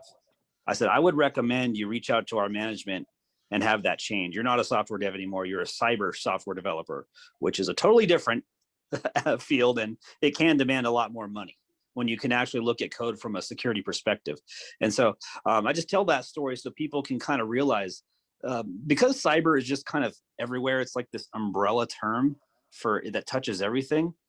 Think of ways that you can adopt what you already have and creatively break in through a lateral maneuver, so that, you know, I know a lot of people want to get their start going on to help desk, but you just never know who you're going to befriend along your path and along your way. And there's people who will give you a chance. Again, passion every single time trumps all the experience. You know, the people that are hungry, they're going to put in the work, they're going to learn, they're going to excel. Those are the guys you want in your team. The guys that says, well, I've just passed 5 different certs, give me $100 grand. You know, they're probably going to jump to the next job once they get that other opportunity. So you got to it's going to take time to get in, but you can certainly do it. And I know with veterans, military folks who still have active clearances, obviously that is a notch in your favor, especially where I live in San Antonio, because so many of the jobs do require that. But just reach out to your networks. There's lots and lots of them all over, not just the big ones, you know, the job boards and things. Those, I don't think the best jobs come from job boards. It definitely comes from your LinkedIn network and just people at other companies who may not even have a posted job, but you just having a casual conversation and saying, hey, I'm interested in cyber. And hey, what do you know? We need a security guy. I've never done it, but you sound like you can learn on the job. Let's do it. I mean, that happens. So, but yeah, that's I can definitely agree with that too. So I'm Russell. So I'm big into cyber threat intelligence. So like, as Paul was saying earlier with cyber threat intelligence, I mean, it's mainly information gathering and presenting all this information you compile to say, hey, this is the effect that it can have towards the company, etc. So like, I mean, as Paul was saying, or I forgot who was mentioning it earlier, coming from like a logistic background or an admin background, just being able to like compile information and like present it in a specific way can be, I mean, can just give you that foot in the door to say, hey, just learning the different lingo of cyber and saying, hey, based off of like the different network devices that we have that are open or gathering just the network devices and saying, hey, these are the vulnerabilities that are associated with the network devices, and these network devices are touching this. And then being able to compile that and saying, hey, and manipulating that data, like with Excel, because I mean, a lot of admin work is dealt with Excel, finances is done with Excel. Being able to like learn some tool that's not even cyber intention, I guess the intention was for cyber. You can use that to then portray information to say, based off of X, Y, and Z, this is the risk that we have, or this is a made up risk score. Just presenting information into to like your CISO or whatever, and being able to make that change financially, or saying, hey, we need to update X systems. You don't need to be technical for that. And just all this stuff you can Google, like you got the NVD website just for vulnerabilities, do a vulnerability saying, hey, this vulnerability came out, or ISC cert, ISC cert for like your ICS SCADA system saying, hey, this vulnerability came out that affects XPLC for water treatment, I would say. And then just being able to present all that information together. And then, everyone knows all the higher ups like graphs and pie charts, because they're not going to understand all that technical information. And that's just my big piece for cyber threat intelligence is compiling information doesn't require you to be technical. That's interesting, Russell. I do a podcast every week with a friend of mine out of the UK, actually in Will's area there, a guy named Javad Malik. And we try to actually interview people as often as we can that come from different backgrounds, a lot of times in IT or outside of IT, and worked into the cyber side. So we did one with a gal named Leith Dennis. She came from the insurance side of the house. And I know Leith pretty well. She went from there to, she found out that she was able to gather information very well through her like work over on that side of things. And next thing you know, she's over there and she won the social engineering capture the flag at DEF CON, right? She doesn't have necessarily cyber background. She really liked it. She was very interested in it, but she found out that the skills she had from her insurance side actually worked very, very well for her. And now she's working as a full-time analyst. There was another gal we just did a couple of weeks ago that we talked to. She came out of theater. We're doing the interview and she's breaking this song. But she's taken those skills and worked them into ways that she's a very valuable person in cyber now. So you're right. It's not, a lot of the skills that we forget that we have are actually valuable going the other way. And sometimes we need to step back and take a look at our resumes and make sure they're telling a little bit more of a story, perhaps, than just the dry, skills that we have. Boom, boom, boom, boom, boom. And if you can show how the stuff that you've done in other fields, whether it's military, whether it's in civilian life, can have a bearing and add value, it's great. Yeah, when I was at the CTNOSC, I was in charge of the physical security as well. And so we had a front desk that was 24/7, 365. And we were always having to hire people in for, the physical security, checking the badges and stuff like that. And I had a gal that I had met. She was super awesome. She was a great person. I knew she would be good at this, but she was a massage therapist. Okay. And I pushed for her though. And I ended up going to my boss. He was a retired colonel. And I was talking to him and he's like, what are you going to do? She was a very attractive young lady, but she's like, what are you going to do putting this person with no skills up there on the desk? And I said, sir, let me explain something to you. She's a very attractive massage therapist. If anyone's able to tell somebody no in a gentle way that they feel okay about it, it's this gal. And she turned out to be one of our best receptionists and front guards because she was able to deal with the SESs that came in, with the generals, with the people like that, because she had a great demeanor with humans. And that is a powerful skill.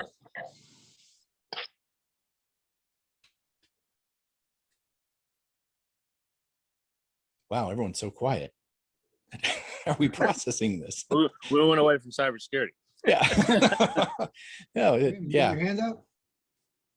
Yeah, popping in on mute this time when I mean to unmute. My apologies on the hot mic earlier. When my phone call came in, it unmuted my Bluetooth, and I was like, ah.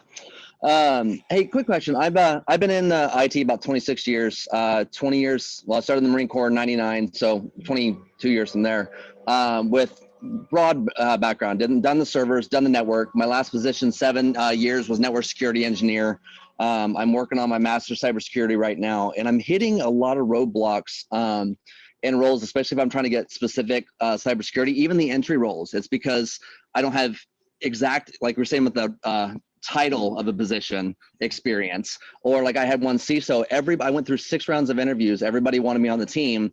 The CISO was the final step, and I guess he said no. Where him and I were going back and forth. He's like, "Oh yeah, but you don't have any direct SOC role experience, and that's what I really need." I had everything else but direct one role that he was trying to find, and so I didn't get the position. And so it's been kind of frustrating. And I know right now with the COVID fund, it makes the role and interviews even more fun. But anything, any guidance you guys can give, kind of working through the interviews when you have a lot of experience, but maybe not something specific they're looking for, on kind of how to articulate enough to get through the gate. I wouldn't say that you're that's the same. It's the same fight that I'm fighting, right? So back when myself, Ox, and Russ were all on the same team, that was before a SOC was even a name, right? So I'm having to explain that I was on a cyber protection team. We did cyber triage, right? So explaining that you have cyber triage or information assurance triage, as an IT, that is the same exact damn thing when you look at the NICE website. It's just a different freaking number code when it comes to cyber workforce. And one of the things that's benefited, me is I've reached out to MSSPs and said, hey, I would like to interview for a SOC. Would you have time to give me a mock interview? And then, because a lot of the different interviews I've done have been like, I'm gonna tell you right now, you're not gonna find hardly any interviews you do for a cyber role that's gonna follow a STAR method. It's not gonna happen. It's gonna be, you wrote this on your resume. Now I'm gonna deep dive and figure out how much of this you know and why you put it on your resume. Right? So if you know how to do PCAP analysis, if you know how to turn on Splunk and look at some dashboards, that's the stuff that you want to put on there and say, hey, I know this role. Or especially like when it comes to like the SOC mentality, I would say, is understanding the different position, or just like researching and understanding the different positions that apply. So you got your network analysis, you got your host-based analysis, you got your incident response teams, you have your intel guys, your fusion people. So like understanding all those different roles and how they actually play into the SOC, and say, like, just speaking to that, not specifically knowing the roles, but like as Paul was saying, like just speaking to some aspects of like, I know how to do PCAP analysis, or I know how to do like I know EDR systems, or I know Tanium, I know Endgame, all MDE, all these different EDR systems, and I know how to look through them. Like, you're setting yourself up to like say, hey, I haven't worked in a specific SOC environment, but I know the tools that can put me into a SOC environment. So like just being able to talk to those and talking to the different, like maybe in like data sets that are involved. So like saying, hey, I worked with Splunk Steam before, I've worked with Bro, I've worked with I guess Wireshark, because a lot of people use Wireshark still. I don't know why, but just Kibana, yeah, you got the Elk stack, yeah, and just like being able to speak to these like specific tools can set you up for these SOCs, because all these SOCs use it. Everyone uses Splunk, everyone uses Elk in a different form or fashion, because all these different vendors are going to say, oh yeah, we run a Kibana back end, or like we're working on it. All of our stuff is built off of the Elastic stack. And like just being able to speak on that, or saying you've worked with a tool, like I don't know, just had a freaking pitch with a company the other day. I can't remember the name of it, but they're working off an elk background, or their back-end data was built off of elk. So I mean, just being able to know these tools and know that all these SOCs are using it, it can set you up for those positions. Even though you don't have that background in it, you can speak to it still. Yeah, and conceptually, all they want to know is, you know, every informal interview I've had so far with MSSP, except for the one that I've seen, I just can't get past. There is because muscle memory is not an answer for them. It's been a common theme, right? So, okay, well, where do you look for that at? Well, I look in the dashboard. We're in the dashboard. Well, if our hunt team and our intel teams, you know, and our engineered set it up right, I'll have a Splunk alert, or I'll have a carbon black alert, or, you know, I'll have this alert that, you know, I can click on, and it's going to show me all the streams that's going to have that. And I'm not going to have to say I'm parsing through 4 gigabytes of, you know, PCAPs or anything like that. But, you know, I know that kind of went far and left to, you know, some of the things that you're running into, but you know, you're fighting the same battle as me. You know, I want to do entry level. I want to get my hands dirty, right? I don't want to be a manager anymore. And when you say that, it does turn off a lot of hiring managers because they think that you're just looking for a job. And then when you say, hey, no, I'm looking for my next career and a company I can grow with, now you're getting turned off because you're already giving loyalty to a company that you don't even belong to yet. So, I mean, there's a lot of trade craft that goes into it, you know, and it's why I invited people, you know, like Will and Eric, you know, Adam Fisher, you know, Jay, you know, I invite these people because I want you to network with them because they know the curveballs, right? Because the curveballs exist for a reason. You know, you whoa a person for your first 2 interviews and you've already set you've already impressed them. And now they want to know in this panel interview that you can do what you say you talk to. And that's where it becomes an art. You know, 20-year IT background, cyber, for a little stint of it. I don't want to do traditional IT. Well, why don't you want to do traditional IT? Well, the fun is doing this. Well, why is that fun for you? Well, it's fun for me because I got 2 laptops that I run VMs off of and practice with it. Right? I'm not saying I'm doing IT anymore. I'm saying I'm doing cyber analysis. But there's real no way of that I have found unless you can pull together our Blue Still team, you know, the JD, the Adam, and the Phil, and get them all in the same, or the Nil, and get them all in the same room to say, hey, we're going to do a mock panel interview on you.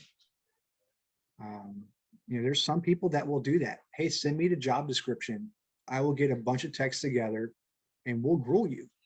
We will drill you until you can talk to yourself, right? Because I know for me personally, I get lost in my head during a panel interview because it's like I've said before, you know, analysts think differently. There is no one push now, solve everything solution, even though they're claiming this AI is going to be the next best thing, but there's no human factor. You know, a computer can't think evil, right? And at the end of the day, when you're thinking cyber and you're thinking hacker, you got to think evil, because what's the evilest thing I can do to this company? What's the evilest thing I can do to this person? You know, it's not saying, hey, I'm going to send you a phishing email. No, I'm going to send you a phishing email, and you're going to be dumb enough to click it. And now I'm going to social engineer the hell out of you until you're going to give me a 0.5 Bitcoin. Or I'm going to say that you're That a sounds more like pedophile. ransomware. And I'm going to put you on, the sex offender website. But or I'm going to say that you're a murderer. that touches on a very important, slightly now unrelated, well, not unrelated, but overarching topic, that there's a massive misconception in the field that cybersecurity is a technical problem. It's not. It's a people problem. It always has been. It always will be. Long gone are the days. Long gone. Okay, I'm being slightly, exaggerating here a little bit, but long gone are the days where the facade, well, the visage of hackers are all these 16-year-old kids in hoodies sitting in their bedrooms, punching holes in firewalls, breaking into infrastructure. It's bull. I get very emotional about this. I'm trying my absolute hardest not to start sort of swearing and going off on massive tangents here, but it really drives me crazy when, and I'm not so much admittedly talking about kind of, necessarily like entry level or junior level kind of roles, just the overarching mentality of everything is some server-side attack where there's some remote attacker breaking in. It's not. I mean, it can happen, but that's a different type of attack surface. It's a different threat model that not every organization needs to address. If you're not patching your stuff, if your perimeter isn't secure from like a patch management side, yes, okay, someone could Google a CVE and get in with a bit of Python code somewhere. That's great. But ultimately, really, I do pen testing, red teaming, social engineering. I do phishing and vishing stuff as part of my day job. 9 times out of 10, if I've got a client who's paying for an exploitative phishing campaign and not a user interaction awareness-based campaign, because some people get a bit twitchy and they just want to record interactions, I absolutely guarantee you it's going to be a person. It's the one thing an indefinite IT budget ultimately can't solve. It's the human element. And you've got people out there like Dr. Jessica Barker and loads of other people out there doing the whole human piece. And people don't always think that's sexy because it's not cyber. And you know what? I got into hacking 7 years ago because it was just the childish, immature ego of wanting to do illegal stuff legally. I love it. I find that sexy. I get a kick off it. I do to this day. That's why I'm red and not blue. Seriously, cards on the table. It's the truth. But it's people. We're in a world of people. And with the greatest will in the world, cybersecurity at its core is a people problem. And even if you remove the social engineering from that and you start focusing on more technical aspects, and I'm going to not go too far off piste here, but it's a valid use case. Anyone who's got any interest or does any reading about offensive cybersecurity, specifically like pen testing, and read technical blogs and as well out there, every man and his dog out there has the top 5 ways we owned your domain. Okay, there's millions of them out there. And for anyone who's familiar with tools, you might have heard of MITM6, man in the middle 6, NTLM Relay X. I'm going to use one specific use case, which is admittedly a little bit technical here, but I'm going to keep it very high level, hopefully, so it's digestible. There is a big misconception, and I genuinely stand by this misconception, that Windows is horrifically more insecure than Linux at a base level. And you know what?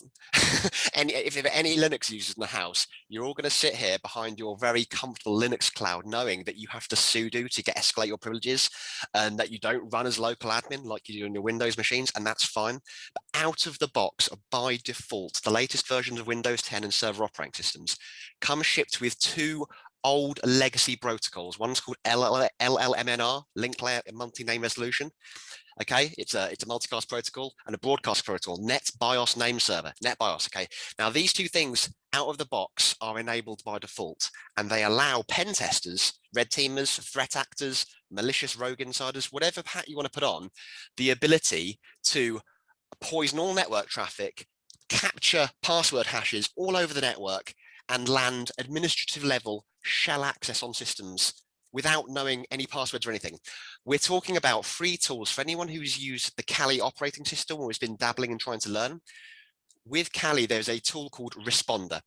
There's also a PowerShell equivalent of this tool called Inve. If anyone's interested, go and have a look.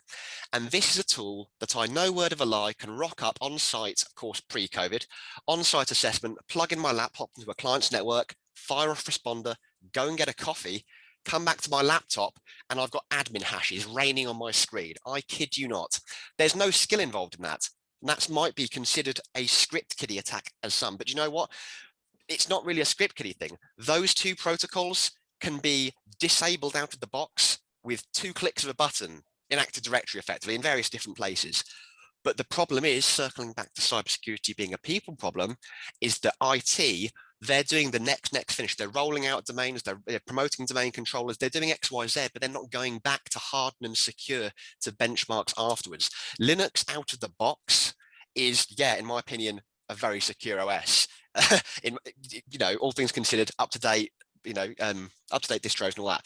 Windows can be fantastically secure. It's just ships with a lot of insecure defaults. And the people problem, and I'm not blaming IT for being naive, I'm not blaming them for being ignorant. Most of the time it's because IT don't necessarily know, because they've not grown up in a security culture, and security has been bolted on the top of a product rather than being inherently built in by design. It's an inherent problem with the software development lifecycle as well. If we had a better understanding of how to secure our stuff after we've rolled it out and implemented it, we'd be in a lot better position. And again, that's not a technical problem. At its core, it's a people problem.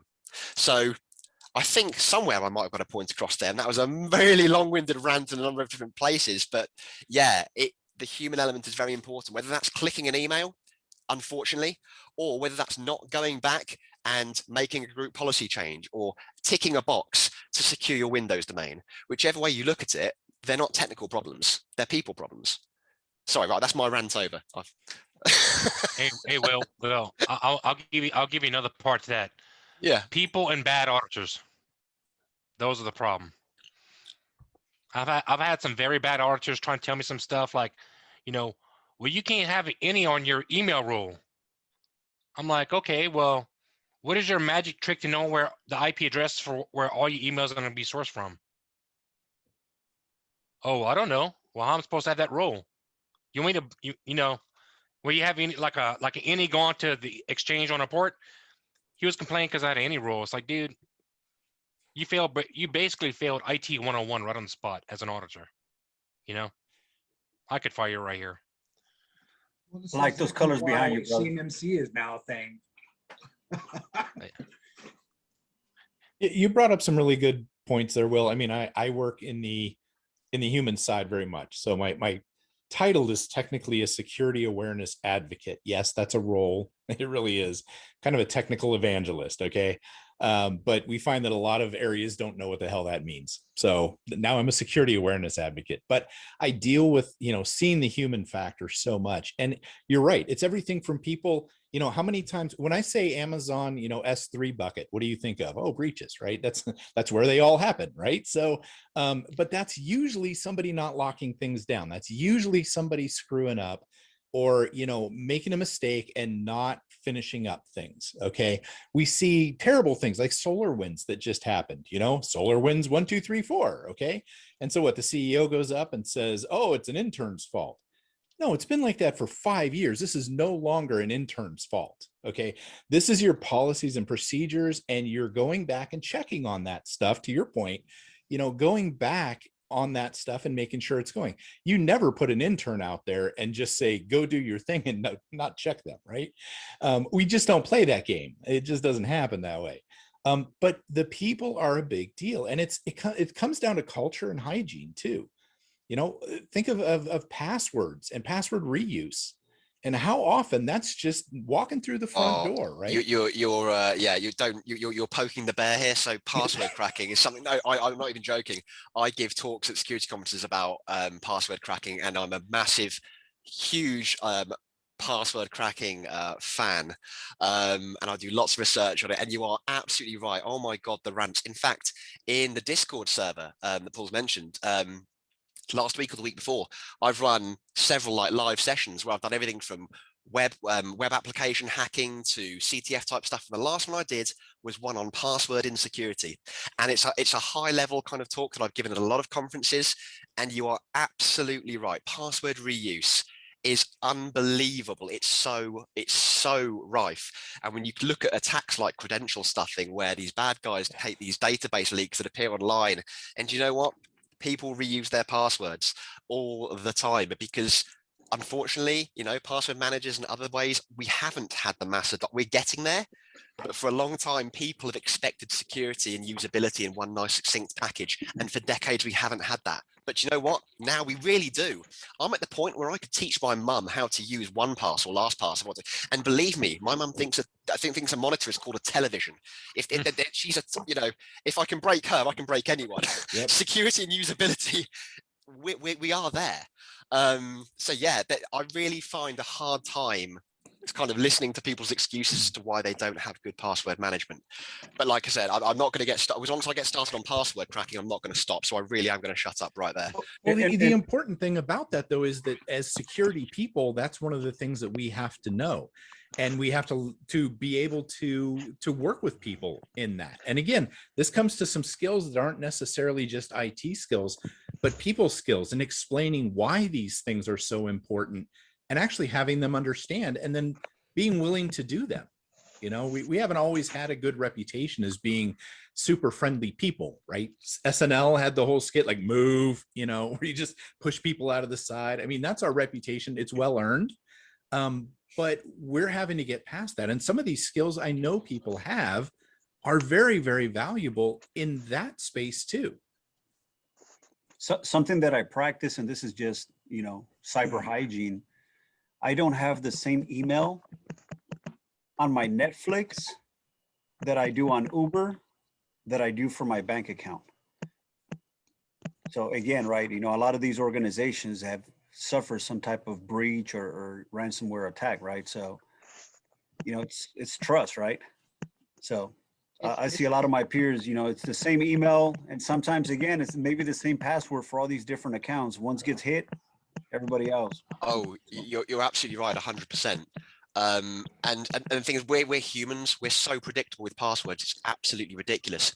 NIST in 2017, June 2017, revised their guidelines on passwords. They hadn't done that since 2003 when a guy called Bill Burr did it. And even then, he even conceded in 2017 that it was the wrong advice. But, you know, we did what we could at the time. Things like password rotation. We've all worked somewhere where every 60 days you have to change your Windows password, and it can't be one of your last 6 passwords. That is trying to be pushed away. What do you do? If anyone could look me in the eye and tell me they chose a completely different password every time, I call bullshit, excuse my French, okay? What do? You take your password and you add a 1 at the end. You change that to you add an exclamation mark. Password complexity is a farce. Length over complexity is important. There is, I think, it's a 27% chance if you have to add a number to your password, it's going to be a 1 or a 1, 2, 3. If you add a symbol, it's going to be an exclamation mark. We love to exclaim our passwords. We don't put tilde, backslash, ampersand at the end of our passwords. Who does that? No one. They wouldn't be human if they did. We're humans. We're predictable, okay?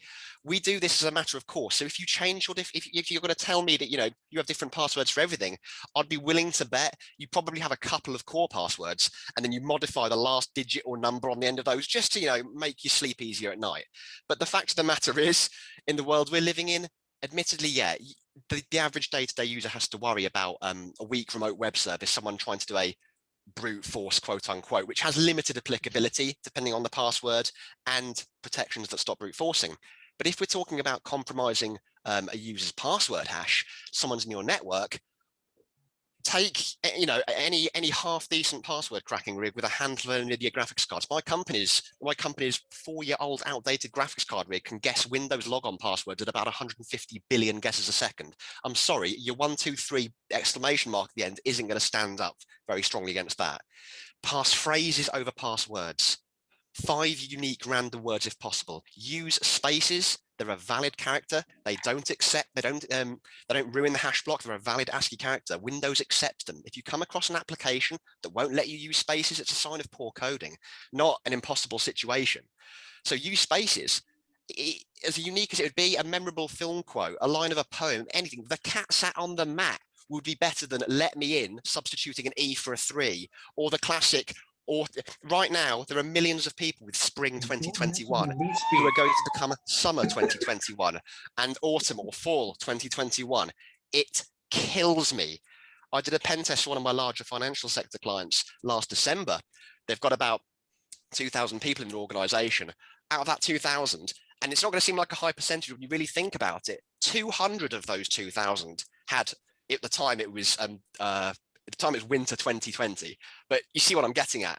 That's a staggering percentage. it's people are predictable. Many people choose passwords based on their company name. Okay, if you work for SunTrust, guaranteed there'll be employees there with SunTrust 2021 right now. SunTrust with a, you know, substituting a letter for another, whatever it happens to be. We're humans and we're predictable, and that's what makes us terrible. Again, password rant over. Take a deep breath. Will, when I worked at Oracle, you know where's the best place to get passwords at? Where? The computer screen? On an outage bridge. Oh. because the application of the server folks that were always sharing their screen, they would keep their notepad text open, and occasionally they'd pop the text up, copy their password, close it, paste it. Oh my God. Don't, I'm feeling nauseous. Stop and it. I caught one guy doing that over and over. So I typed in snip real quick, and right when he had it open, I popped a screen print, sent it to his boss, and this dude had like 20 accounts. I sent it to his boss. I'm like, dude, you know what he's got to do right now, right? I got to copy to every account password. He's like, you son of a. I was like, hey, I'm the ISM, dude. Change them all. It's horrific. 2 years ago, I was doing a social engineering job for a UK-based retailer.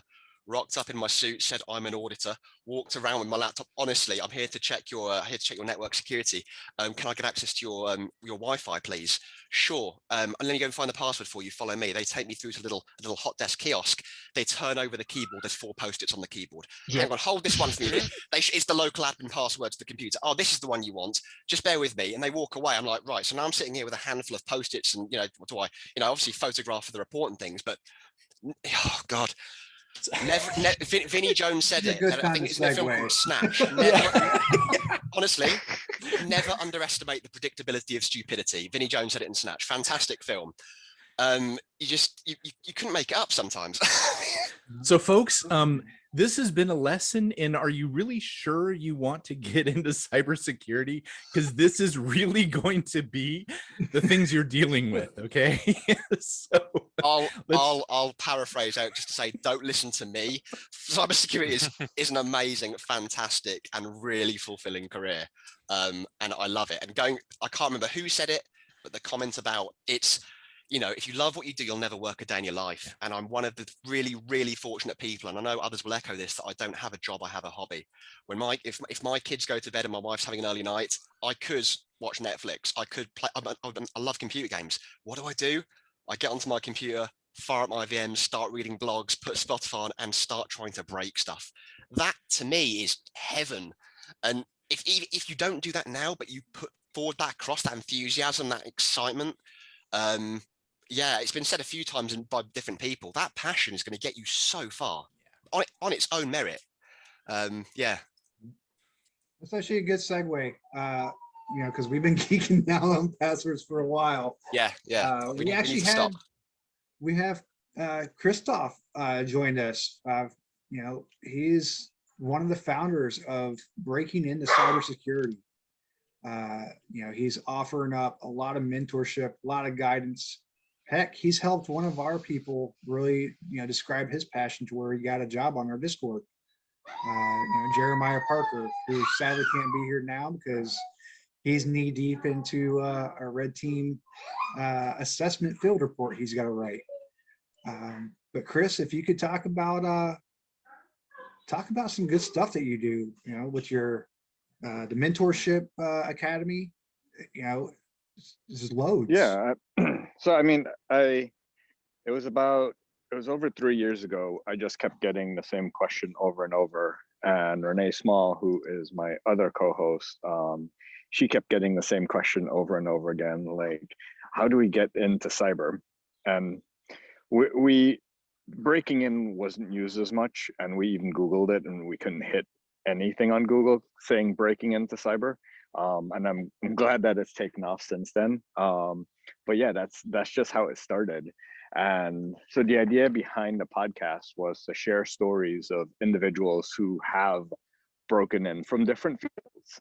So librarian, sales, IT as the traditional route, but we've had people from a diverse set of backgrounds share what they did to break in, to come up, and that helps inspire others that there isn't just one route in. And that's what I love about this field. There's so many different ways in, You just have to find ways that work for you and ways to demonstrate your passion for the field. When it comes to working with users, yeah, sometimes there's some challenges when it comes to that, or even working with the business. There's some challenges to that, but there's going to be roles within IT that you will never have to talk to a user, or you will never have to touch a keyboard. It is just that diverse of a field. So however you want to approach this field, you could probably carve your own way. Now, if you're going to go about it the same way as everyone, you're going to get the same results as everyone, right? Don't expect different results if you keep trying the same thing. So if you're out there and you're applying to 2,000 roles and not getting any results, you probably want to change your tactic. I've seen too many people just try that approach, and I mean, think of what you do when you're hacking, right? You probably won't try the same thing 2,000 times. After time 10, I would hope that you try a different variable, right? Try tweaking something, try changing different things. But more than often, you're going to find the results that you get the most from is networking. Talking to others in the industry, whether it is about their role so that you can learn more about it. And just with that conversation, you can build a friendship, you can build your network one person at a time. Just go out and do that and rely less on the ATS system. We talked about it on CISO Thursday, that many ATS systems are built on algorithms. And these algorithms have past data sets in there. And if you don't align perfectly to what that data set is, it's not going to choose you. So if you come from a different path, you're going to have to find a different way. So usually that way is bypassing the ATS system. And I don't think I harp on it enough, but job boards are great for open source intelligence. And that's what they, in my eyes, that's all they should be used for, right? You see an open role at a company, you then start digging in. Who is the hiring manager? What are they looking for? Who else works there? What technologies do they use? What culture do they have? Is this really a job that I want to do? Is this an industry I want to do? And you kind of just dive off from there. You don't use the posting as, oh, cool, let me just hit submit my application and hope they reach out to me. That's not going to get you anything, especially if you use the same resume for all 2,000 applications that you've put out. Resumes are a custom thing. You can use a base resume that collects a lot of your information together, but you want to tweak it for each role that you're applying for, even if it's just a little bit, right? You see that they're using a certain phrase because their company culture talks in that certain way. If you can talk their language from your application, you have a better chance of connecting with them from the get-go than if you don't. So yeah, that's just my quick little rant of a podcast and some quick advice on applying networking and trying to get yourself in. You just started this this mentorship, or not the mentorship, but a coaching academy, right? So CPF coaching is kind of my way of finding people that I really do want to work with. It's a passion project, and because it's outside of my day-to-day job, there is a premium to it. But when I do choose someone that I want to work with and they're willing to invest both the time and the resources to do this, they will get my undivided attention for this. So I do have some books, some courses that are on the lower end scale of things, but for those that really want that hands-on coaching, it is a premium offering. But I do things like this and resume reviews, like the 221 in 2021. If you follow the hashtag, it's tied to resume reviews, as well as if I see open roles, I tag them so that those following the hashtag can see open roles that are out there.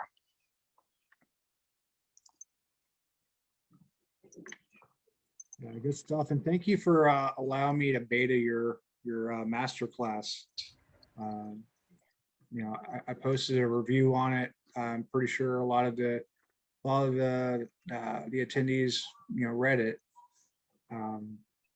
It's really good as far as, because it's like it's been said, TGPS only teaches you so much.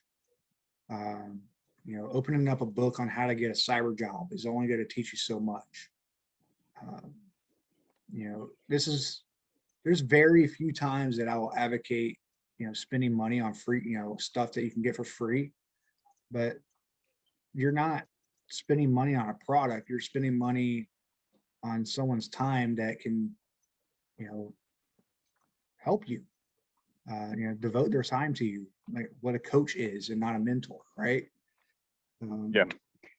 And I mean, that masterclass it's in regards to the amount of time you spend doing it.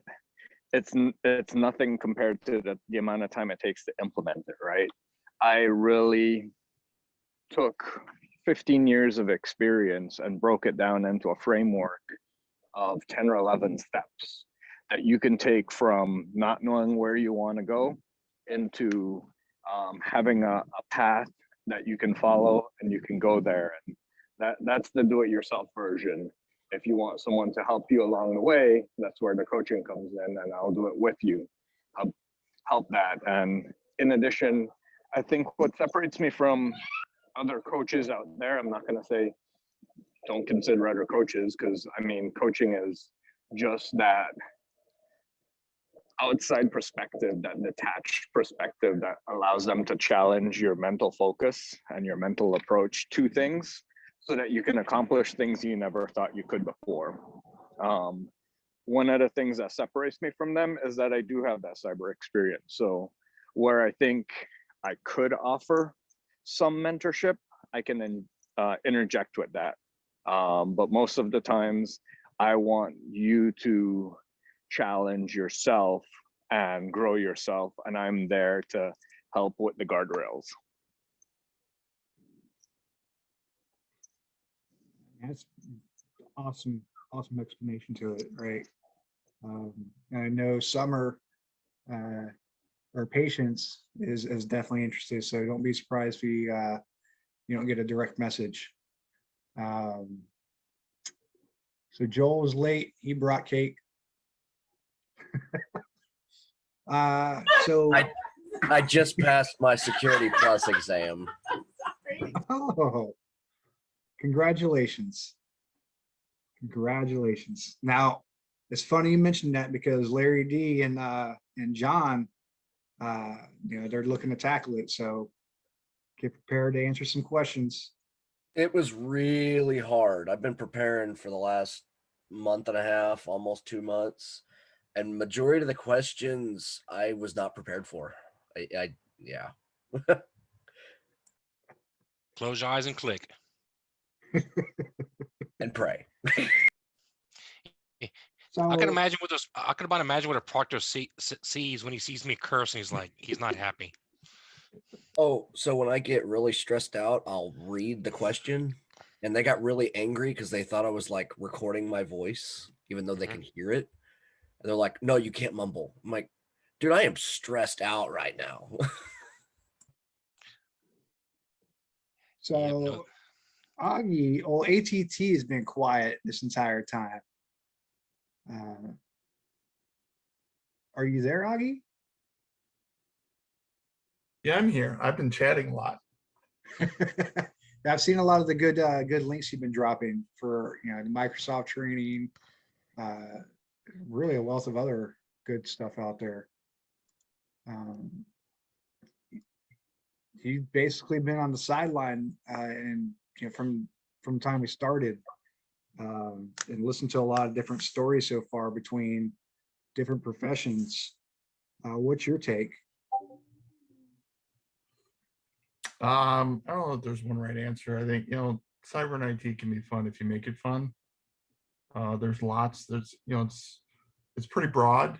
There's lots of things to do. Did some of it in the military, a lot of it in civilian life. I've done a lot of different roles in my past. I kind of grew up with it. I was doing PCI before PCI was real. And it was, Visa and MasterCard had their own standards. So we've seen a lot of things change over the, last decade or so. But I think it is what you make it, right? You can find a role. There's lots of opportunity out there. Everybody's touting that there's a talent shortage. So, it's there. You just have to find it. Now, in some places it's harder to get in. I've heard a lot of interesting topics here. Small companies may be easier to break into than larger ones. Internships has been kind of one of those growing topics that's out there. Can you find them? And if so, how do you get them? But even those are looking for, at least some of the ones that I've seen, of looking for experience, which is not really what an internship is designed for. So a lot of what I find is that even though technology is moving forward, some of the HR practices that support some of these things aren't up to date yet. Job descriptions and job postings aren't really written by the technologists. They may be written by a recruiter or an HR person who's just using buzzwords, right? And they're doing screening on the buzzwords, and that can work to a disadvantage. But I would agree with Chris that, a lot of it is about networking. And who knows you and who you know that can get you to someone that knows more about where you're trying to get to, right? Networking is not just one-to-one, but it might be to get to your second level as well, right? Somebody that knows somebody where you want to work. How do you get to that point? I've had a lot of just kind of ad hoc meetings this year with people not looking for a job, just trying to find out about their organization. And a lot of those have stemmed into 1 and 2 and 3 follow-on conversations with other people. I've met a whole crap load of new people this year just because of following that networking mindset. So the consensus is right across the board. You have to have a passion, right? If you're chasing a dollar amount, this is not the profession you want to be in. You're going to end up working yourself to death just to try to stay afloat in a profession that you might find out in 3 years you don't even want to do. I'm not trying to be a downer. I just want to be relevant, right? So everybody said it.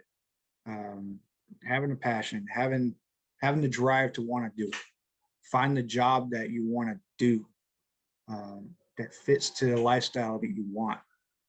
And that brings me into we have an active reservist who's dual-hatted. He's a Microsoft cleared contractor.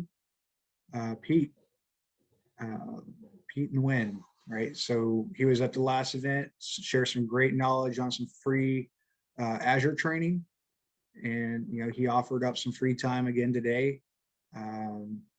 Provide some more insight to potentially this new government 360 rollout. Because that's going to happen. It's going to happen really quick. Pete.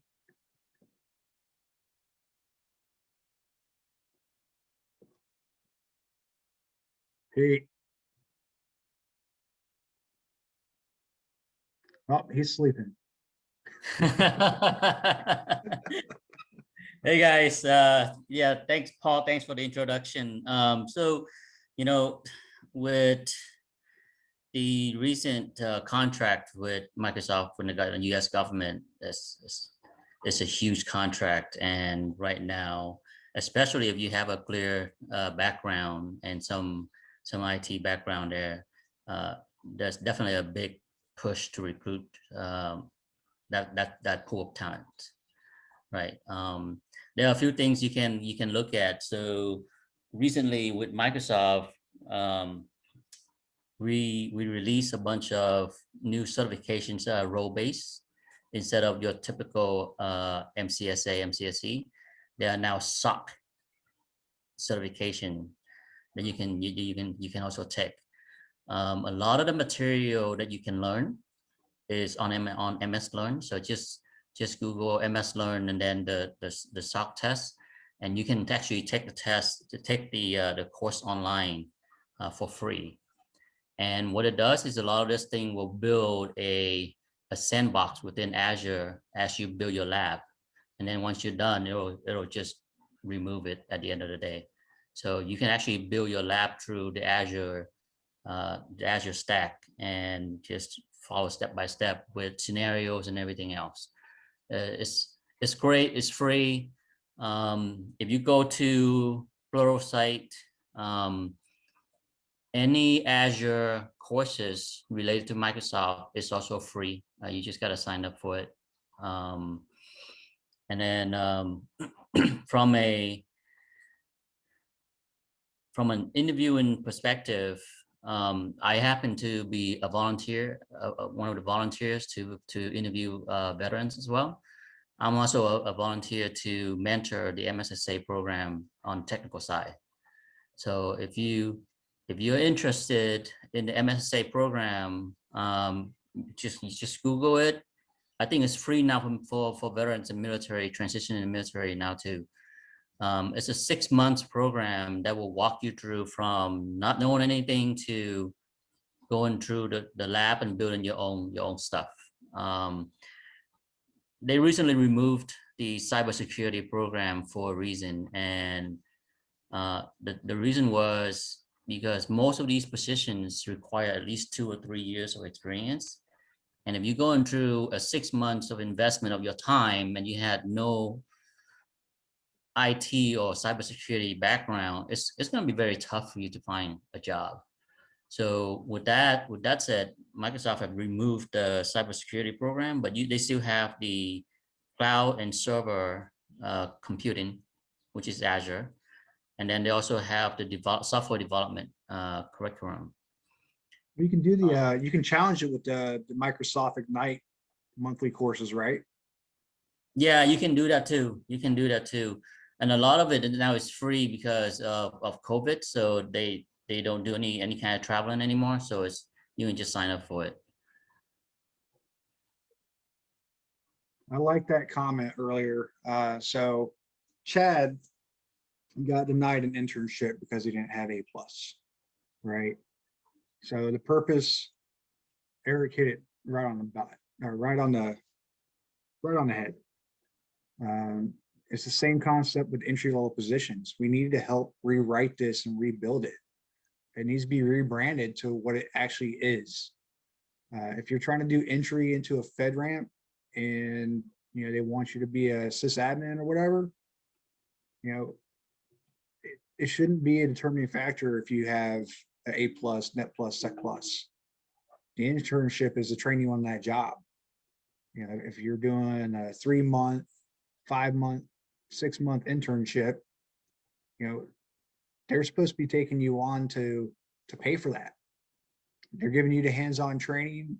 They're covering the training, and the only way that you make the cut at the end of your contract is you pass that cert. But it's not the first time I've seen anybody with the 8570 or 8140 comments like this. It's sad. There are companies out there that are DoD or FedRAMP. They look at SkillBridge as, I'm going to get 3 months to 6 months of free work out of you, and then I don't have to pay for your cert because at the end of the day, SkillBridge or an internship is a tryout period, and they're starting to collude that term now to where now companies are doing contract to hire. I get free work out of it. Well, not free work, but I get work out of you. You have to maintain your own taxes. If I pull you 1099, or I give you W-2 at an hourly rate versus a salary rate. I give you a little bit of what the benefits are in the package. And then, you know, it could be something as simple as, oh, well, you know, our sysadmin had maternity leave and, you know, we needed to bring someone on just that long to cover it. So hate to see you go, but you got to go. You know, and cyber and IT is a high turnaround rate. You know, a position that you might never see at one company is probably because somebody has tenure there. And they finally get found out at an audit, and now this role is open. So, man, And I'll throw one out there. If you see the same job from the same company rotated every 4 months, stay away from that sucker like the plague. But they really, really want me now. Yeah, I saw one for the grocery store chain down here. It's like the same security manager position like 4 times in 2 years. And I had a buddy, he was all excited, like, I'm gonna apply for that job and get that damn thing. I said, dude, I wouldn't touch that thing with a stick. And when I explained to him that I saw the job open 4 times in 2 years, his motivation went downhill and looked somewhere else. So yeah, I got the mindset too. If I'm looking at a job post on LinkedIn, what I do is I look for the company on LinkedIn, I drop down the people, and I try to connect with somebody that's in that job field for that job post. Hey, can you tell me a little bit about the culture? And because I tell you right now, freaking, it's sad, but a few people that I talked to at PwC is like, don't come here. You know, you're gonna be working like a robot. We don't pay overtime, and there's gonna be a lot of 60-hour weeks. So, I mean, something to be cognizant about. The remote roles are nice. You know, MSSPs are to continue to grow, especially when you got FireEye's expanding, even though they had that, you know, SolarWinds issue. You know, they came in front of it and they owned it. So they're getting a lot of kudos for that. So they're building up more programs for that. You know, it's like Erich mentioned too, you know, a cybersecurity awareness trainer, right? Companies have those. It's usually the ISSO or ISSM, but if the ISSO or ISSM are too busy doing audits or updating STIGs or, you know, verifying Nessus or AV patches, they're not going to have time to really tailor it. You know, first time I met Erich was during a tech town hall with James Azar, who got called into a meeting, so that's why he hasn't showed up. And you know, one of the things I brought up is it's the same thing, right? So in the DoD, the military, we click, click, click, click, click, and we're done with cyber awareness, right? Well, we still fell at it. Why? Because we don't do department, you know, isolated training. You know, if I go to a factory, I want to do cyber awareness training on what that factory floor is doing. You know, Russell mentioned it earlier, the ICS SCADA. You know, why do I need to have cyber awareness? I'm down here on the assembly, you know, I push this button, it makes that gear do that. You know, okay, well, don't put a USB in that and we'll be fine. Training is done. But we don't, nobody does tailor-made training. And there's going to be a huge push for it. You know, I already see it, especially with the new, has anybody else other, you know, the few that have talked so far about the CMMC, the Cybersecurity Maturity Model? You know, it's based on NIST. The NIST, what is it, the 853 or the 871? Can't remember off the top of my head. But, you know, it's what I mentioned earlier is if you're a quality assurance specialist in the military, whether you do logistics, you do administrative, you do tool issue, do you do equipment issue. These are some easy nuggets for you to get your feet in the door. You don't have to know, cyber specific if you can follow a checklist. Too often, I know Neil's seen it. I know Aage's seen it. Erich mentioned it too. Everybody that wants to go into do IT and cybersecurity is still chasing PMP, project management, right? Well, when you look at project management, it only has a very fraction of what you're going to do in IT, which is why Scrum Master now is paying ridiculous amounts of money for somebody that goes out and gets Scrum Master certification. Because, Scrum, Agile, the Lean Six, architect, it teaches a lot of the software development life cycles that you wouldn't get in a PMP, a CAPM, a PCP, or anything like that. It tells you, okay, here's how we should be doing this. And let's take this phased approach versus how can we cut our losses? No, you don't have to cut losses. If you cut losses, you're throwing a Band-Aid and you're going to end up with Windows Vista that had 1,000 freaking vulnerabilities in its first month because they didn't want to wait for Windows 7. So Paul, I would agree with you there. I see Agile as the shift on the development side, a lot of it, and seeing the good and bad of it. In fact, one of the organizations I used to work for tried doing Agile, but only try to do it in pieces, and they got the developers moving in that direction, but the rest of the IT organization was not involved. So there was an obvious collision between their processes and the established processes on change management and everything else that was part of the native infrastructure groups.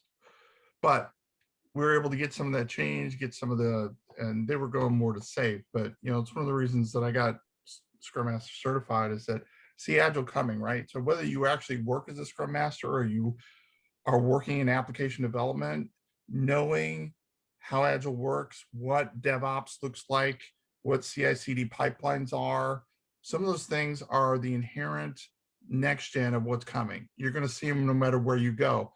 Whether you're actually doing software development, you're in that, it doesn't really matter. You really have to have knowledge of how Agile works, what it does, what it eats for breakfast, in order to be able to kind of fit in that mold and be able to relate to the development organization that's out there. They're all shifting. The rest of IT and cyber has to shift as well. Even a lot of the cyber software developments are moving in that direction where you do it in pieces and you're putting containerized, understand Docker, know a little bit about Kubernetes and how that works. And you can run Docker on your Windows 10 machine natively. You can run Kubernetes natively as long as you're running the right version of Windows 10. Otherwise, get a Linux machine. I run 10 and I got a separate laptop for Ubuntu and play with them both. And I can move Docker packages from my Windows machine and my Ubuntu machine to my Azure or AWS account as needed, and just little snippets of code. And the idea is that these huge monolithic applications that many organizations used to develop is going by the wayside because you're doing it in slices, right? You used to have to do major updates to large software applications because you're updating 10 lines of code, but you have to update the whole software package. Containerization, Docker, those kind of things are eliminating that because now all you got to do is replace the Docker container. You're good to go. So those are some of the things is from an Agile world, what's coming. A lot more organizations are going out there. Even if you don't work in that world, get some of the certifications that will get you a lot farther.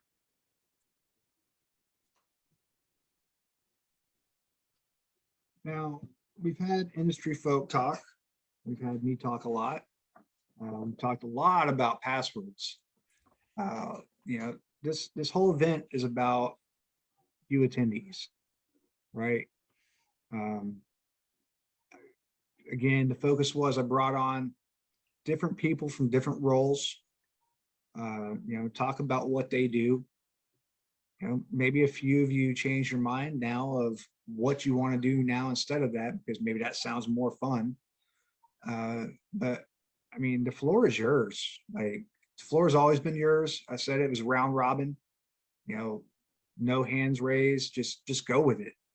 You know, what other than the infamous, you know, ATS robot, the infamous not making it past the HR because, you know, you didn't have XYZ cert. What else is on your mind? I'll start. I don't know if you guys can hear me. I was a little late. Oh, I got you, Lee. Name's Lee Prukop. I just finished speaking to Peter. I had worked previously in the Navy, worked 6 years as a crippy.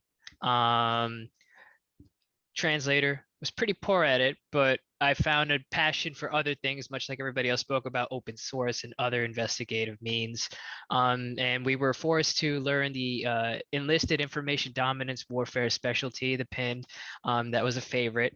And through learning that, I found a love for other things. You know what I mean? It wasn't just specifically learning a language. And when I got out, I took on a role as a handyman and things of that sort. And I'd wondered, you know, because now I'm looking into trying to get back into it, so much to the point of where I knocked on the reservist door and I'm trying to get back in. And I was wondering, perhaps if I get these clearances again, maybe I'll be lucrative. Would I be able to use my old experience? Because I had 5 years experience that I left behind from 2011 to 2016. Would I be able to use that? And that's where I asked Peter about that. Again, thank you so much for that. And so now in listening to this, I'd kind of, you know, when I first got in, I'd wondered, what did I get myself into? Because again, I'm a traditional a translator, you know what I mean? Like, that's all I had. But listening to everybody else, especially Will, the passion he had for passwords, you know, again, that was my favorite. I started going, all the things started going through my head, ooh, brute force, ooh, SQ. And then we had Erich, where he started talking about more people. And I fancy myself a cybersecurity person because, and I'll share a story where relating to people. I often tell my daughter, I have a daughter and a son, whatever you do, please let me know if you wish to download something, if you wish, so that I can look at it, because they're into modding and all sorts of things.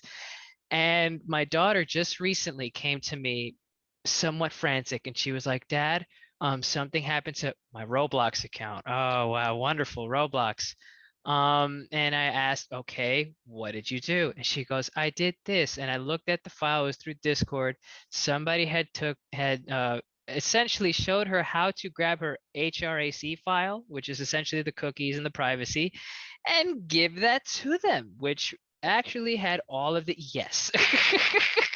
So you could imagine my, you know, so again, I had to have that conversation, and I was very, you know, again, upset at that. But I imagine that people portion, you know what I mean? All she wanted was somebody to draw her avatar.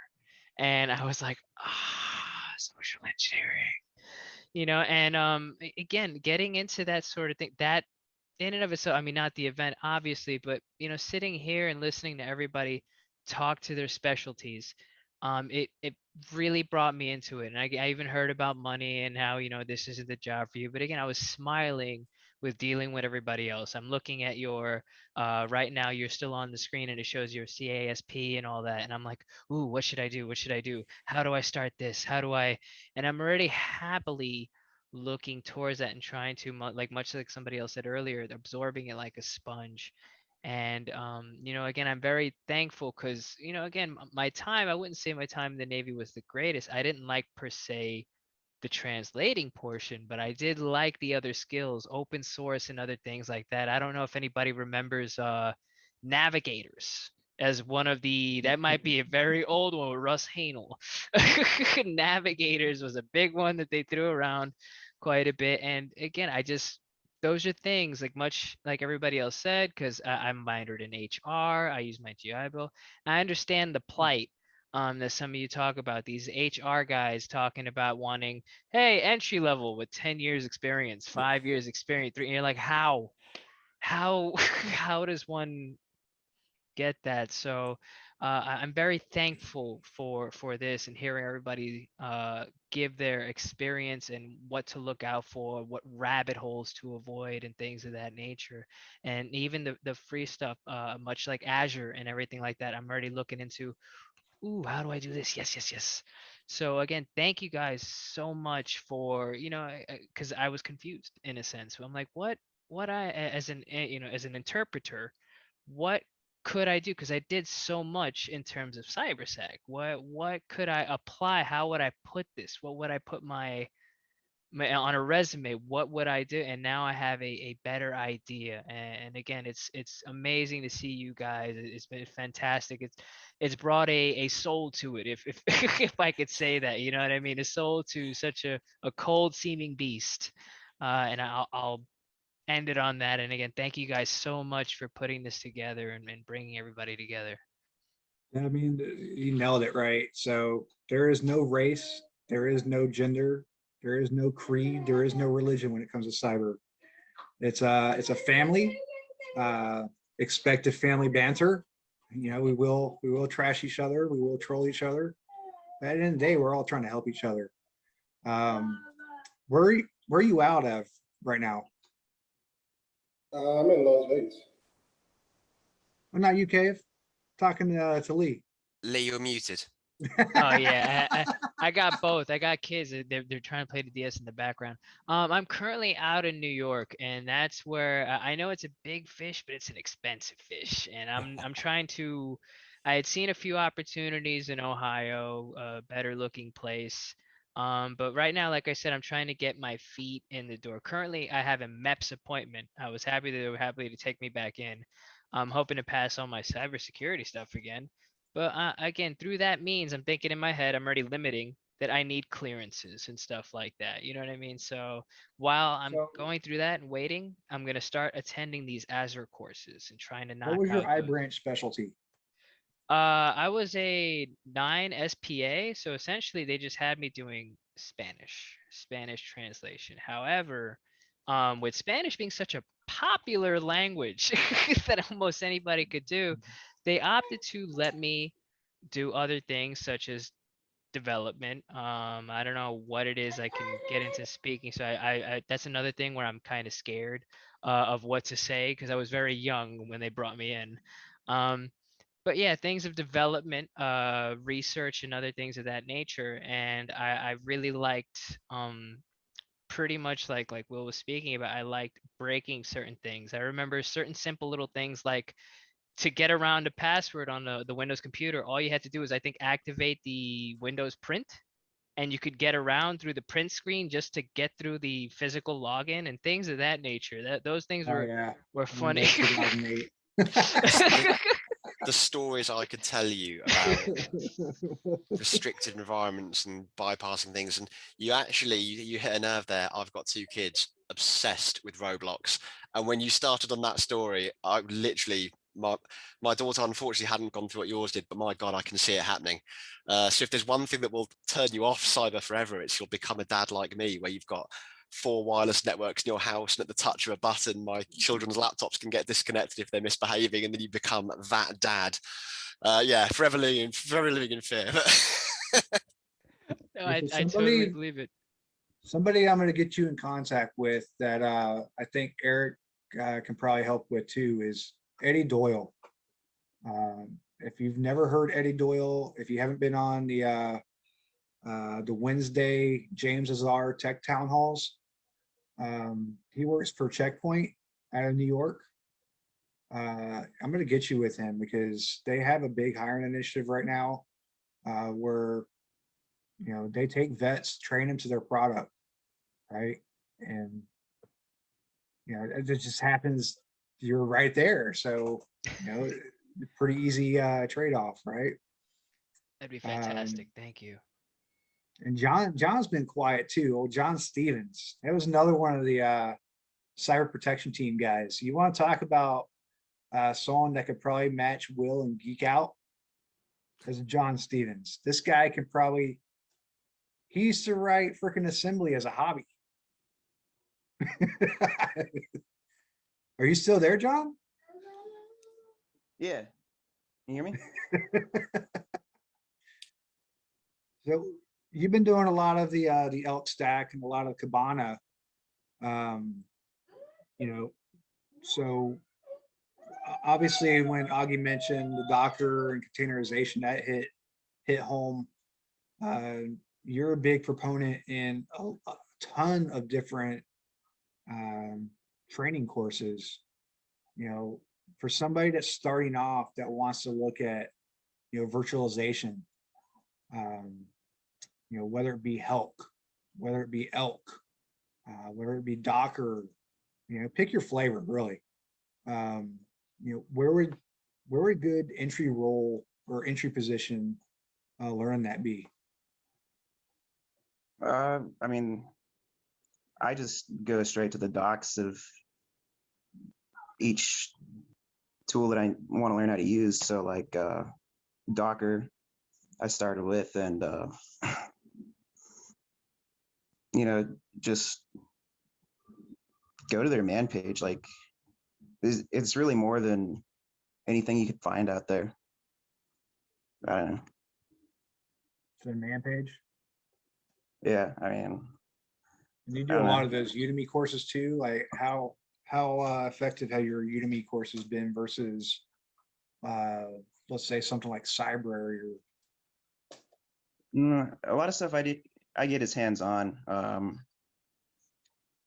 My company, luckily, they pay for us to do Red Hat Learning subscription, and I mean that's a pricey one, but I would say of anything that's like a training course that you could go out and get, that's the highest recommendation I could give is that, because they have lessons, videos, and like VMs spun up for you that you can just kick on and start using. I don't know if they do a trial at all, but their stuff's been fantastic.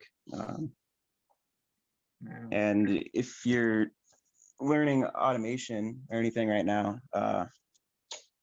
one of the big things that I've seen posted a lot is Ansible, and it's something that I've been using a lot of. And if you use Docker at all, or are doing like CI/CD pipelines, this tool written for Ansible called Molecule is pretty fantastic. It'll kick on Docker images and network them for you so that you can set up labs for yourself.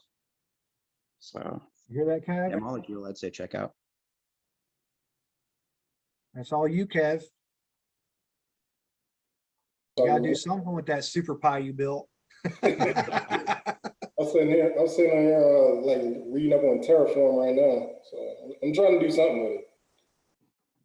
Oh yeah, it would be a good use of it.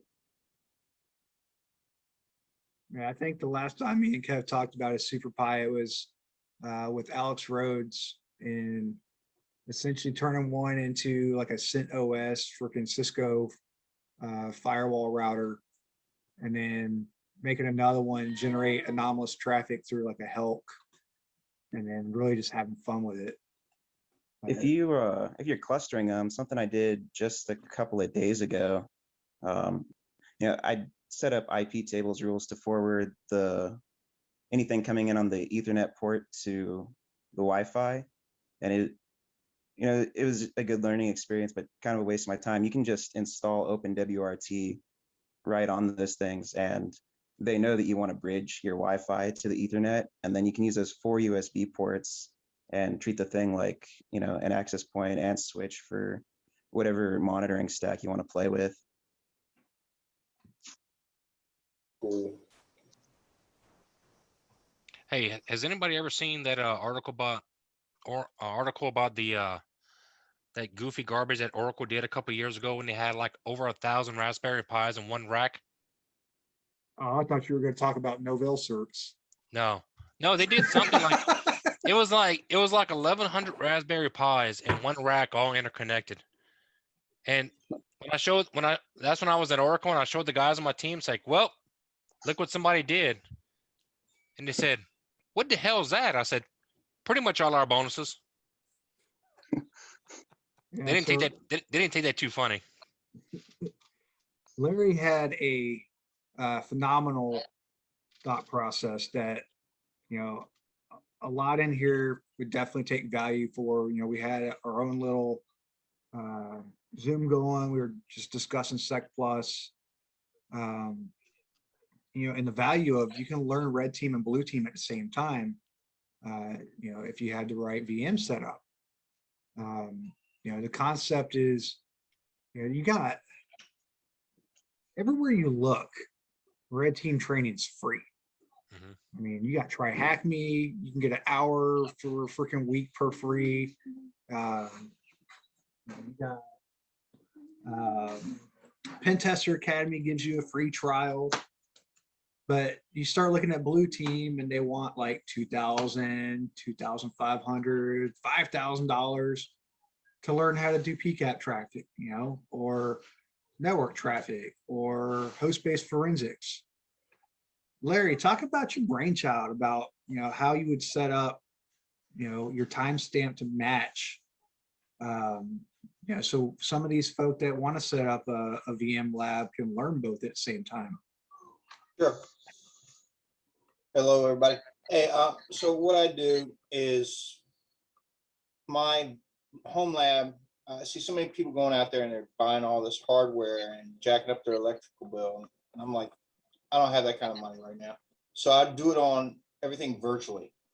And so what I do is I get an attack box. It could be Kali, it could be Parrot, it could be Cyborg, Black Arch or whatever.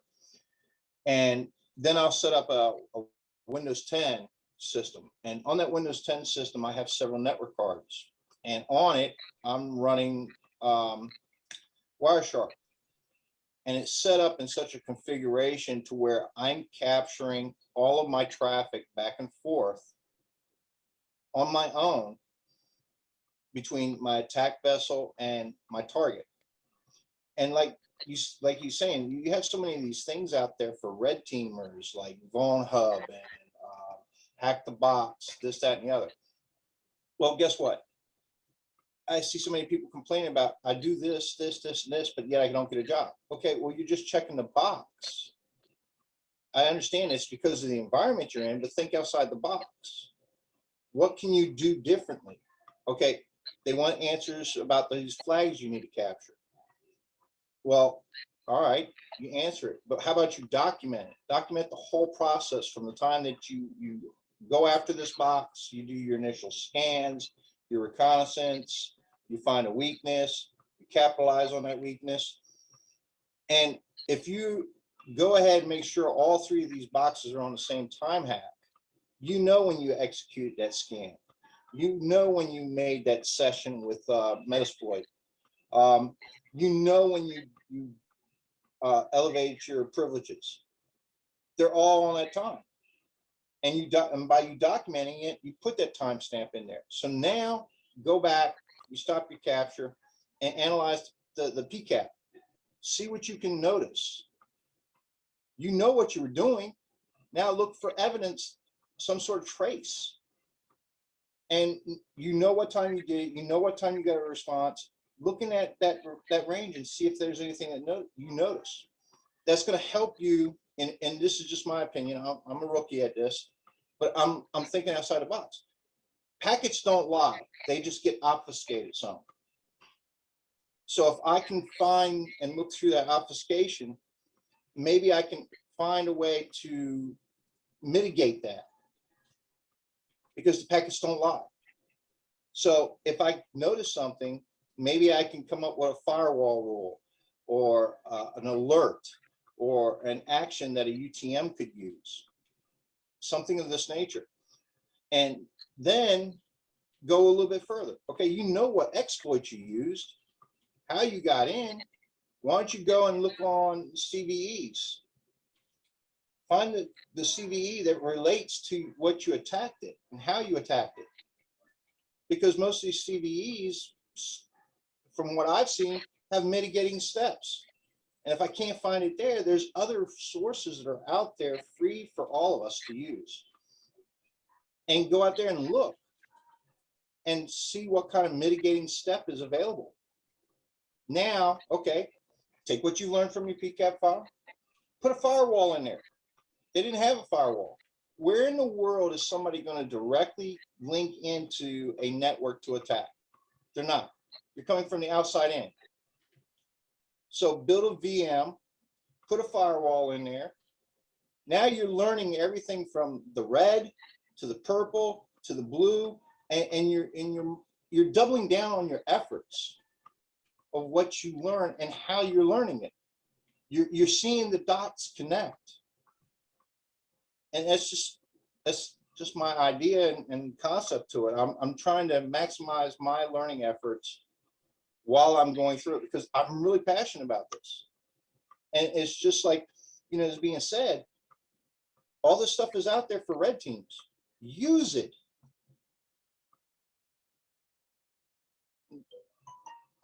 Just gonna jump in there very quickly. I'm just putting a link in the chat.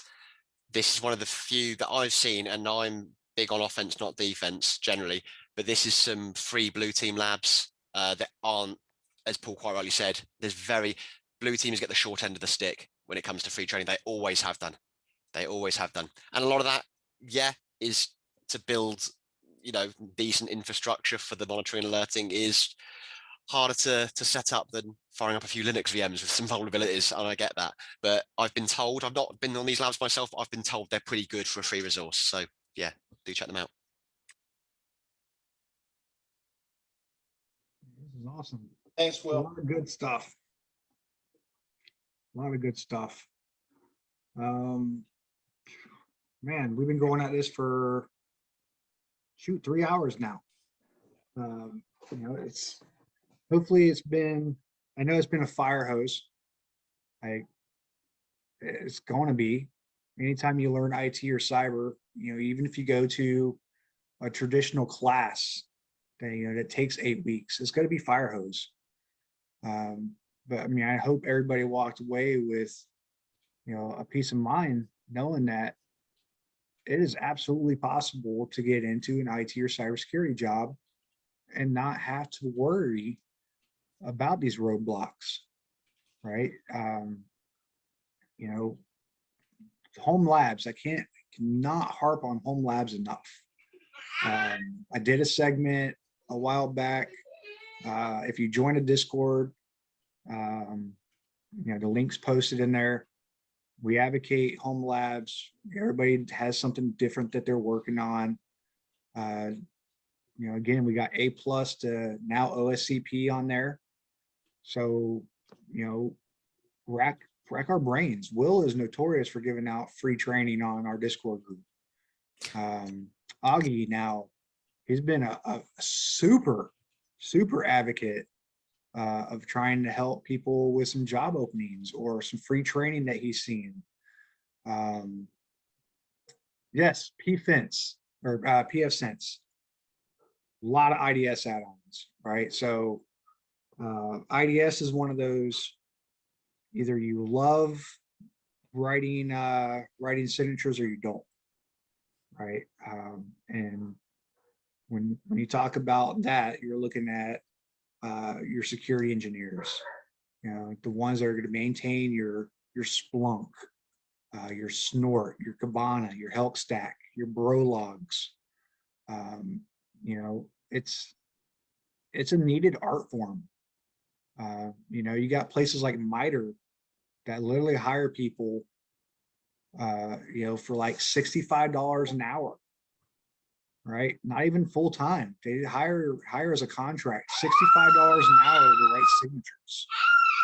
You know, taking something like, you know, what Larry said with, you know, combining the two together.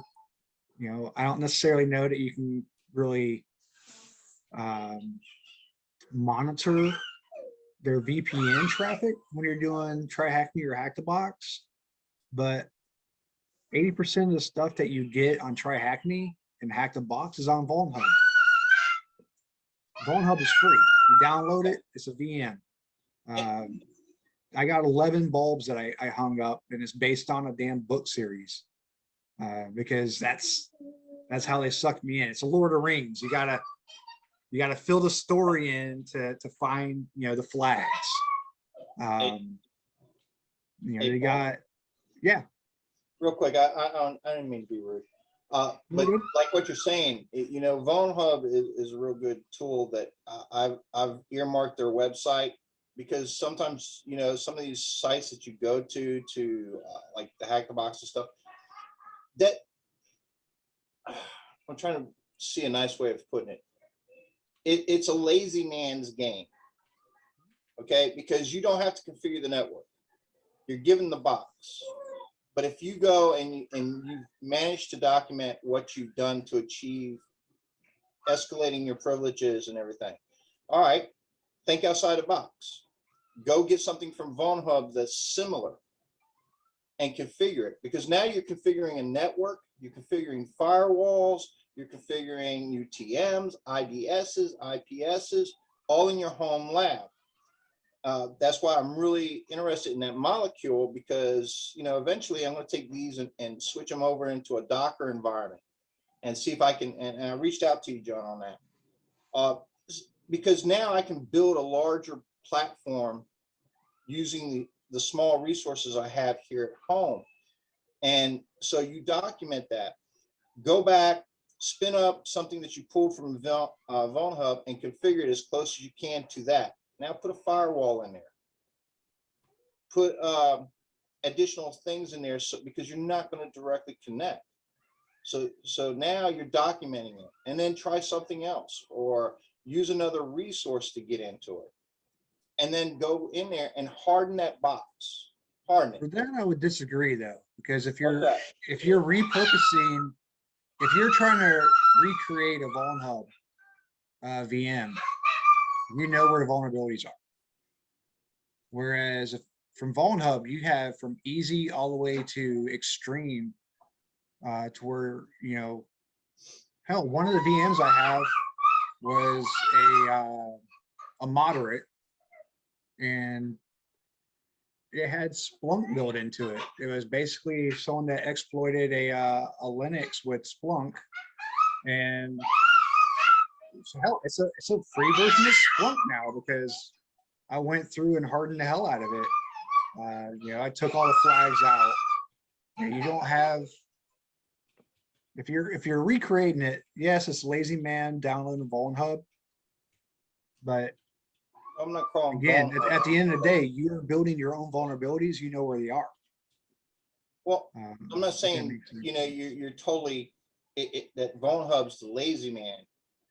What I'm saying is like Hack the Box and all that, because they give you the network. VulnHub's not lazy, because you're going in there and trying to make it close to what you went through to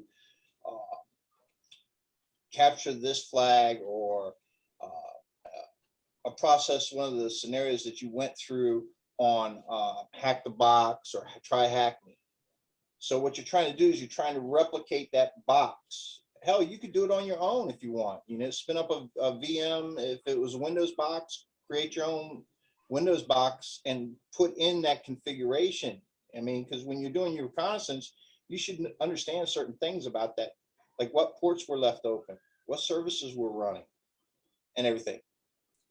Now you try to replicate it, do the attack again, see if it's successful. Now, okay, boom, I can do this again. Now I'm going to start throwing additional things in there, like spin up a firewall. Just power up a server and put a firewall on it or something. Create a UTM with pfSense. You know, there's so many resources that are out there. Even Security Onion. You know, like instead of using Wireshark, Security Onion's out there. It's got Bro, it's got Zeek, it's got ElkStack. It has all of that. And so you get comfortable in a platform like Wireshark. Build on that. All right. Now go ahead and take the same filters and rule sets that you use to find things in Wireshark to point out these vulnerabilities, and try applying it into Security Onion. You can quickly find out some of them work, but a lot of them don't. But that doesn't mean it can't do it. You just have to look and educate yourself how to make it happen, instead of just throwing up your arms. You're going to get frustrated, but guess what? You're not paying anybody. You're not paying anybody. You're learning as you go. And if you think that you're going to come into this career field, again, I haven't gotten into it yet, but I understand. You're going to have points where you're frustrated.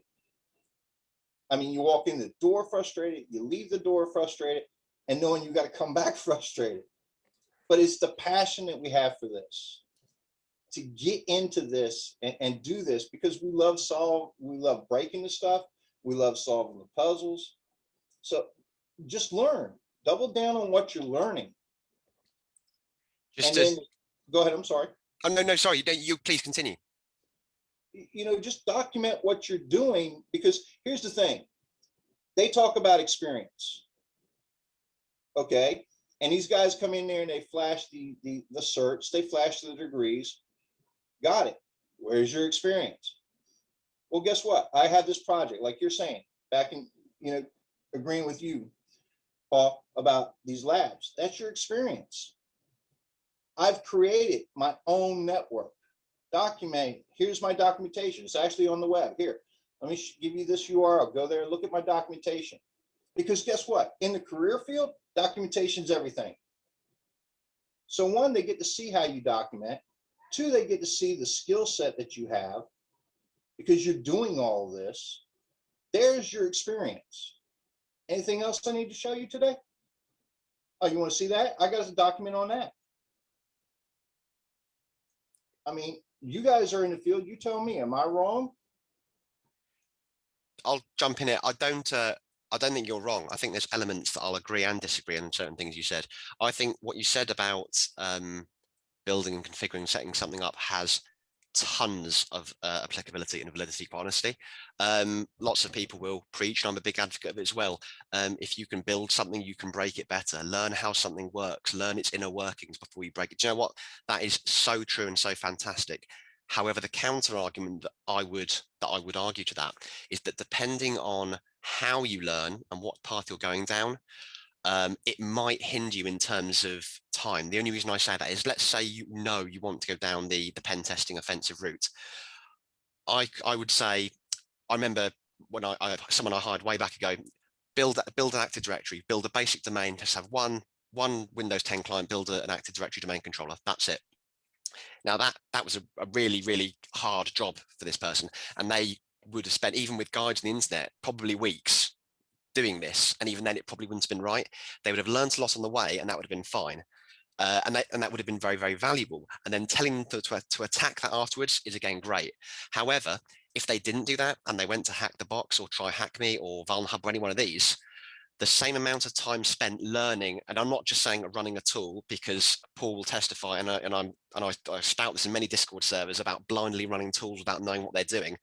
If someone spent the same time learning what Nmap actually does, not just learning the syntax, knowing what it does, and knowing how to properly enumerate the box, knowing how to identify operating systems and X, Y, and Z, the same amount of time spent would get them much closer to being a pen tester and getting accepted for a job quicker than if they'd spent that same amount of time learning how to build it first. That's the only counter argument I would say, and I'd say it's based solely around time. The value they would gain from learning to build, fantastic, invaluable, but I would argue they would get that once they get their foot in the door and start furthering themselves and branching out into different areas as well. So only from a time aspect. But I do agree with you. Like I said, do agree with you 100%. Well, and I love the home labs, and I love the, deploying all these tools and going that route. One thing I would caution people on is have a goal when you do it, because it's too easy to get in there and just be like, oh, hey, check this out, check that out. And before you know it, you confuse yourself more because you don't have a goal. So maybe do things in layers, okay, so I'm going to set this up so it works like I think it does. We're going to establish, TLS sessions here or authentication here or something like that. And then add another layer to it. We heard about add a firewall or whatever. See where you can capture some of that traffic.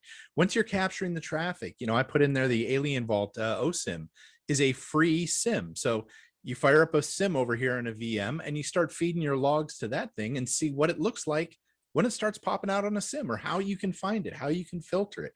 You've done this thing. Now, can you see it do this? Can you even get the logs working correctly? I mean, but don't just go in there and get just carried away, because man, I've been like hours deep into something and go, what the heck was it? What did I start out trying to do here? And it's so easy to do that. So write it down, say, this is what I'm going to accomplish, and go at it that way, right? I see you laughing, Will. I'm sure you've done the same thing. It's just because you're so right. This isn't like an end. This, and I don't like, whether it's entry level, senior, label it whatever the hell you want.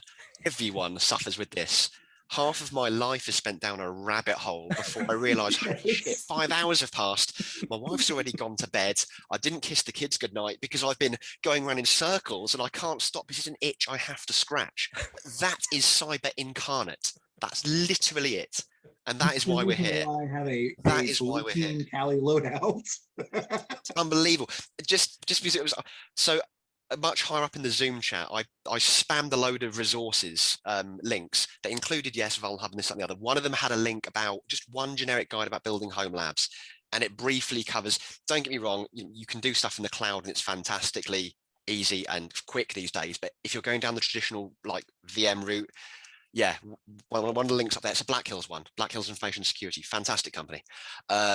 So yeah, just check it out. And obviously if anyone wants to know more, then obviously join Discord and I can show you a bit. But generally you're going to run VMware, VirtualBox or Hyper-V if you're a Windows fan. Download a load of VMs, fire them up, just break stuff. Just don't be afraid. You can just take snapshots and go nuts. It's a completely fantastic environment to learn in. I mean, I agree with everybody. When you're talking about pulling the Vuln-Hub and you patch it to where it's good, and you make your screenshot, because now you're like, damn, I have this workstation that I really like now. I didn't have to buy anything.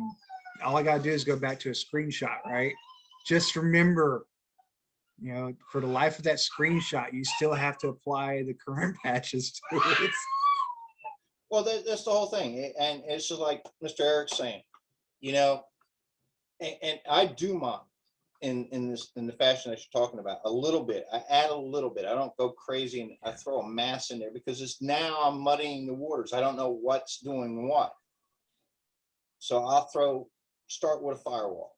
Okay, what else does a company have? Okay, maybe a proxy server. What about a VPN server? So whatever I want to try to learn and build on to make it more challenging, because like when you do hack the box and try hacking, like what's Paul saying, some of them are very simple. Some of them are very complex. Okay, but now I'm making it complex. I'm taking a simple and turning it complex on my own by throwing up my own firewall in there or putting my own IDS, IPS in there.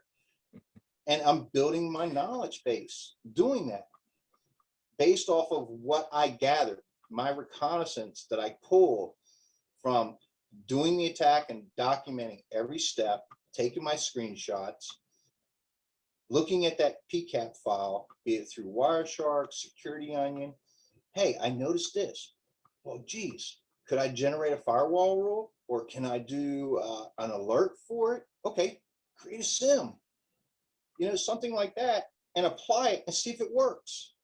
And there's your proof of concept. Not only did I attack it, I discovered this, I did this, and here's my founding, resolution that it works. And don't apply it all at once, too. Before Eric get on that soapbox again, talking about not all at once. Yeah, just do the firewall rules. Okay. Now let's see. Let me harden this box. Or let me put this in step by step. And so you're going to go through that box, God knows how many times. Yeah. You're going to break things too. So expect to break things because you're going to bust them. And you learn a lot from what you've broken. That's fantastic. One thing I will recommend, if you are with a significant other or have kids or a wife that uses your network, do not do it on your actual perimeter router. I've learned, and my family now knows the words that go along with enabling, snort, and blocking mode, and how bad that can go. There are lots of things you can do to decrease the wife acceptance factor of this project that you want to take on and your role in cybersecurity. But you just got to be careful because you will break things. But that's part of it too, is you're going to learn when these things break what it is that didn't work And also, if you're capturing that stuff, you can see when something isn't working well, the kind of crap that it's throwing out there, perhaps, you know? So there's a lot to be learned. I would even argue more to be learned from breaking things than having it all go right the first time. 100%. And document it, and document what you did to resolve it. Don't be afraid not to document where you failed. Yeah. Document that. And now document what you're doing to try to fix it. Because now, again, you have this documentation. You're at an interview and the guy says, well, you don't have no real world experience. What kind of real world experience you looking for? Oh, well, I have this document. Go to this website, pull this document down. And you label it things I won't do in prod. Yeah. But that's the thing. Now they get to see you have a knowledge base. You have applied it in a somewhat real world environment. And you've even shown where you've had to troubleshoot something. You've taken your knowledge from, again, those PCAPs or the actions that you've taken and created things that a SOC could use to detect, prevent, or mitigate and harden stuff. So you're building all of this up. And that's the whole thing. But again, like Erich mentioned, do it in baby steps and who knows, get a switch that you can disconnect from your real world internet so that you don't accidentally go out there and mess up something you didn't intend to. Highly recommend. Just to echo Erich, executive buying is 9/10 of the law. I just never realized that was your wife rather than your boss generally. Yeah, I've got a ubiquity set up throughout my house. My kids have their own wireless networks. All of my devices are on its own wireless network. Everyone is VLAN'd off. Yeah, nothing. I don't take any risks. Yeah. And that's a wise thing to do, but it's actually things that you're going to do in a real network too. I mean, you learn these little things, these subtle nuances, hopefully not in prod. Absolutely. At the end of the day, like I said, don't be afraid of trying new things. The most successful people are the people who have failed the most because they've had the most to learn from, Yeah. All right. I do have to run too, Paul. So it was a pleasure meeting you all, and feel free to reach me. However, I'm on LinkedIn. This is my Twitter handle if you all are on Twitter and the toxic mess that is. But feel free to reach out. It was a pleasure, everyone. Thank you all for having me on board, Paul. I hope to do something like this again. Yeah. Next time, James said he will be here. He got called into one of his CSO meetings. Yeah. Tell him I know he was intimidated because I was here. That's okay. And I'm eventually going to be hosting some of the things I do with my lab. I have it's called Gets It Secure. Gets IT Secure. Eventually, I'm going to be starting to post up just basic knowledge for people starting to spin up their VMs about snapshots. People don't know about the snapshots. So I'm going to start small. I'm going to be building it up and sharing it with the community once I finish getting my Security Plus.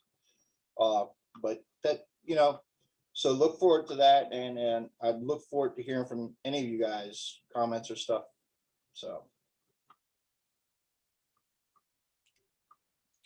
Yeah, so I mean, we have quite a few that remain till the end.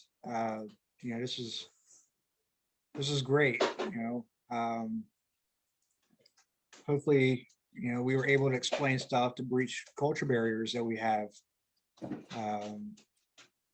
Because again, some ways some people talk, you might not truly understand until you hear it from somebody that's doing it. With Lee earlier, being a linguist, absolutely beneficial to the cyber realm, right? Who knows? Maybe he takes his Spanish linguist background and he's able to help write IDS signatures or rules and alerts, in Espanol, But thank you for everybody attending. Will, thank you for sticking in there. Yeah, how I'm still alive is a miracle. It's nearly 1 a.m. Poor Will. Thank you, Will. I'm good. No, it's fine. It's been great. Hopefully, well, of course, not just me, for everyone who's been sort of chatting here tonight. Hopefully everyone's got some value out of it. I think everyone learned something. I've learned lots. It's every day's a school day for everyone, so it's all good. This is recorded, so if there's a part that you want to go back on, you can go back and look at it once it's posted on the good old YouTube. I'll be sending out the chat file. That way everybody can follow the chat. You know, if there's something that they missed, trying to go through the massive amounts of information that was passed out, it will be passed out. But you know that you're not alone. Again, you know, we have industry professionals that offered up their time to come give guidance. Reach out to them, find them on LinkedIn, you know, and make that connection. Who knows? Maybe that connection could lead into a job with them. I mean, you really never know. You know, again, thanks for everybody for coming out. If you haven't joined the Discord, you know, it is wide open. You know, we don't charge a fee except for the fee of listening to some dad jokes. Did you put the link in for that at the bottom now, so those that are still here can get it? Yeah, that Paul probably sort of got it. It has been pasted a couple of times, but yeah, I know. But Paul's probably got it to There hand. it is. There you It go. is dropped on the bottom. All right, there it is. All right. Again, Paul, Will, thank you very much for being here and putting this together and everything. Oh, that's all, Paul. I've just turned up. I've put nothing together. So No, I said I wanted someone from Red Team, you know, from a pen test side, and he offered up. Yeah, we got the blue and we got the red. Yeah, so that's good. Mix them together, we can get purple. absolutely. But it's been fun. You know, this is obviously veterans breaking into IT cybersecurity. Don't get it confused with breaking into cybersecurity with, you know, Chris Foulon and Renee Small. This is its own initiative, primarily because I can get resources easily for vets than I can for civilians. But it is not tailored specifically, as you can see. I mean, Will's not even a vet. He came in, right? We have civilians that joined us. You know, all of this is relevant into your conquest of breaking the walls down. Yep.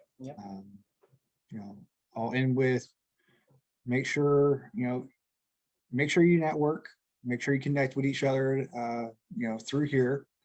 And then really, you know, reach out to anybody in cyber, really, and you'll find that they want to help. You know, whether it's, hey, how do I do this resource, or hey, I want to do forensics and get into, you know, how do I build a lab for that? You know, I know from experience talking to somebody that does digital forensics said, hey, you know, get a copy of SIF Workstation and go over to your local police station and see if, you know, they'll let you do some dead box images. I mean, the wealth of attaining, you know, information is out there. You know, doing something like this, start your own initiative. You know, something that shows your passion.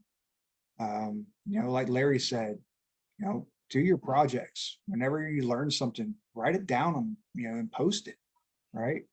I have a career portfolio that, you know, I have a website for that I post on my resume, so they can go right to, you know, everything that I've ever done leading large scale or low scale projects.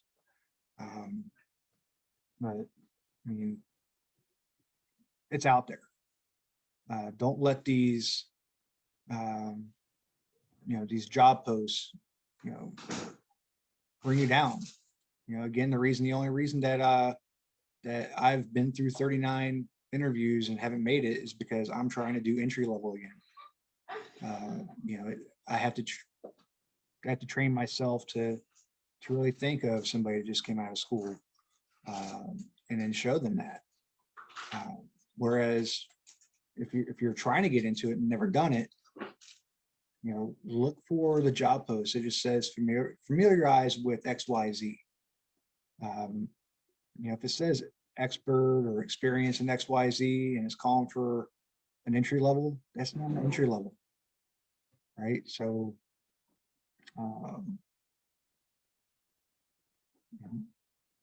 I'll advocate again. Make sure you follow Breaking Into Cybersecurity with Christophe Foulon and Renee Small. They have a YouTube channel. It's phenomenal, right? They do veteran segments where they bring veterans on to do showcasing. It's one of the ways that a good friend of ours, Jeremiah Parker, got his job. He was able to explain his passion. Just don't beat yourself up. Again, thank you for joining today.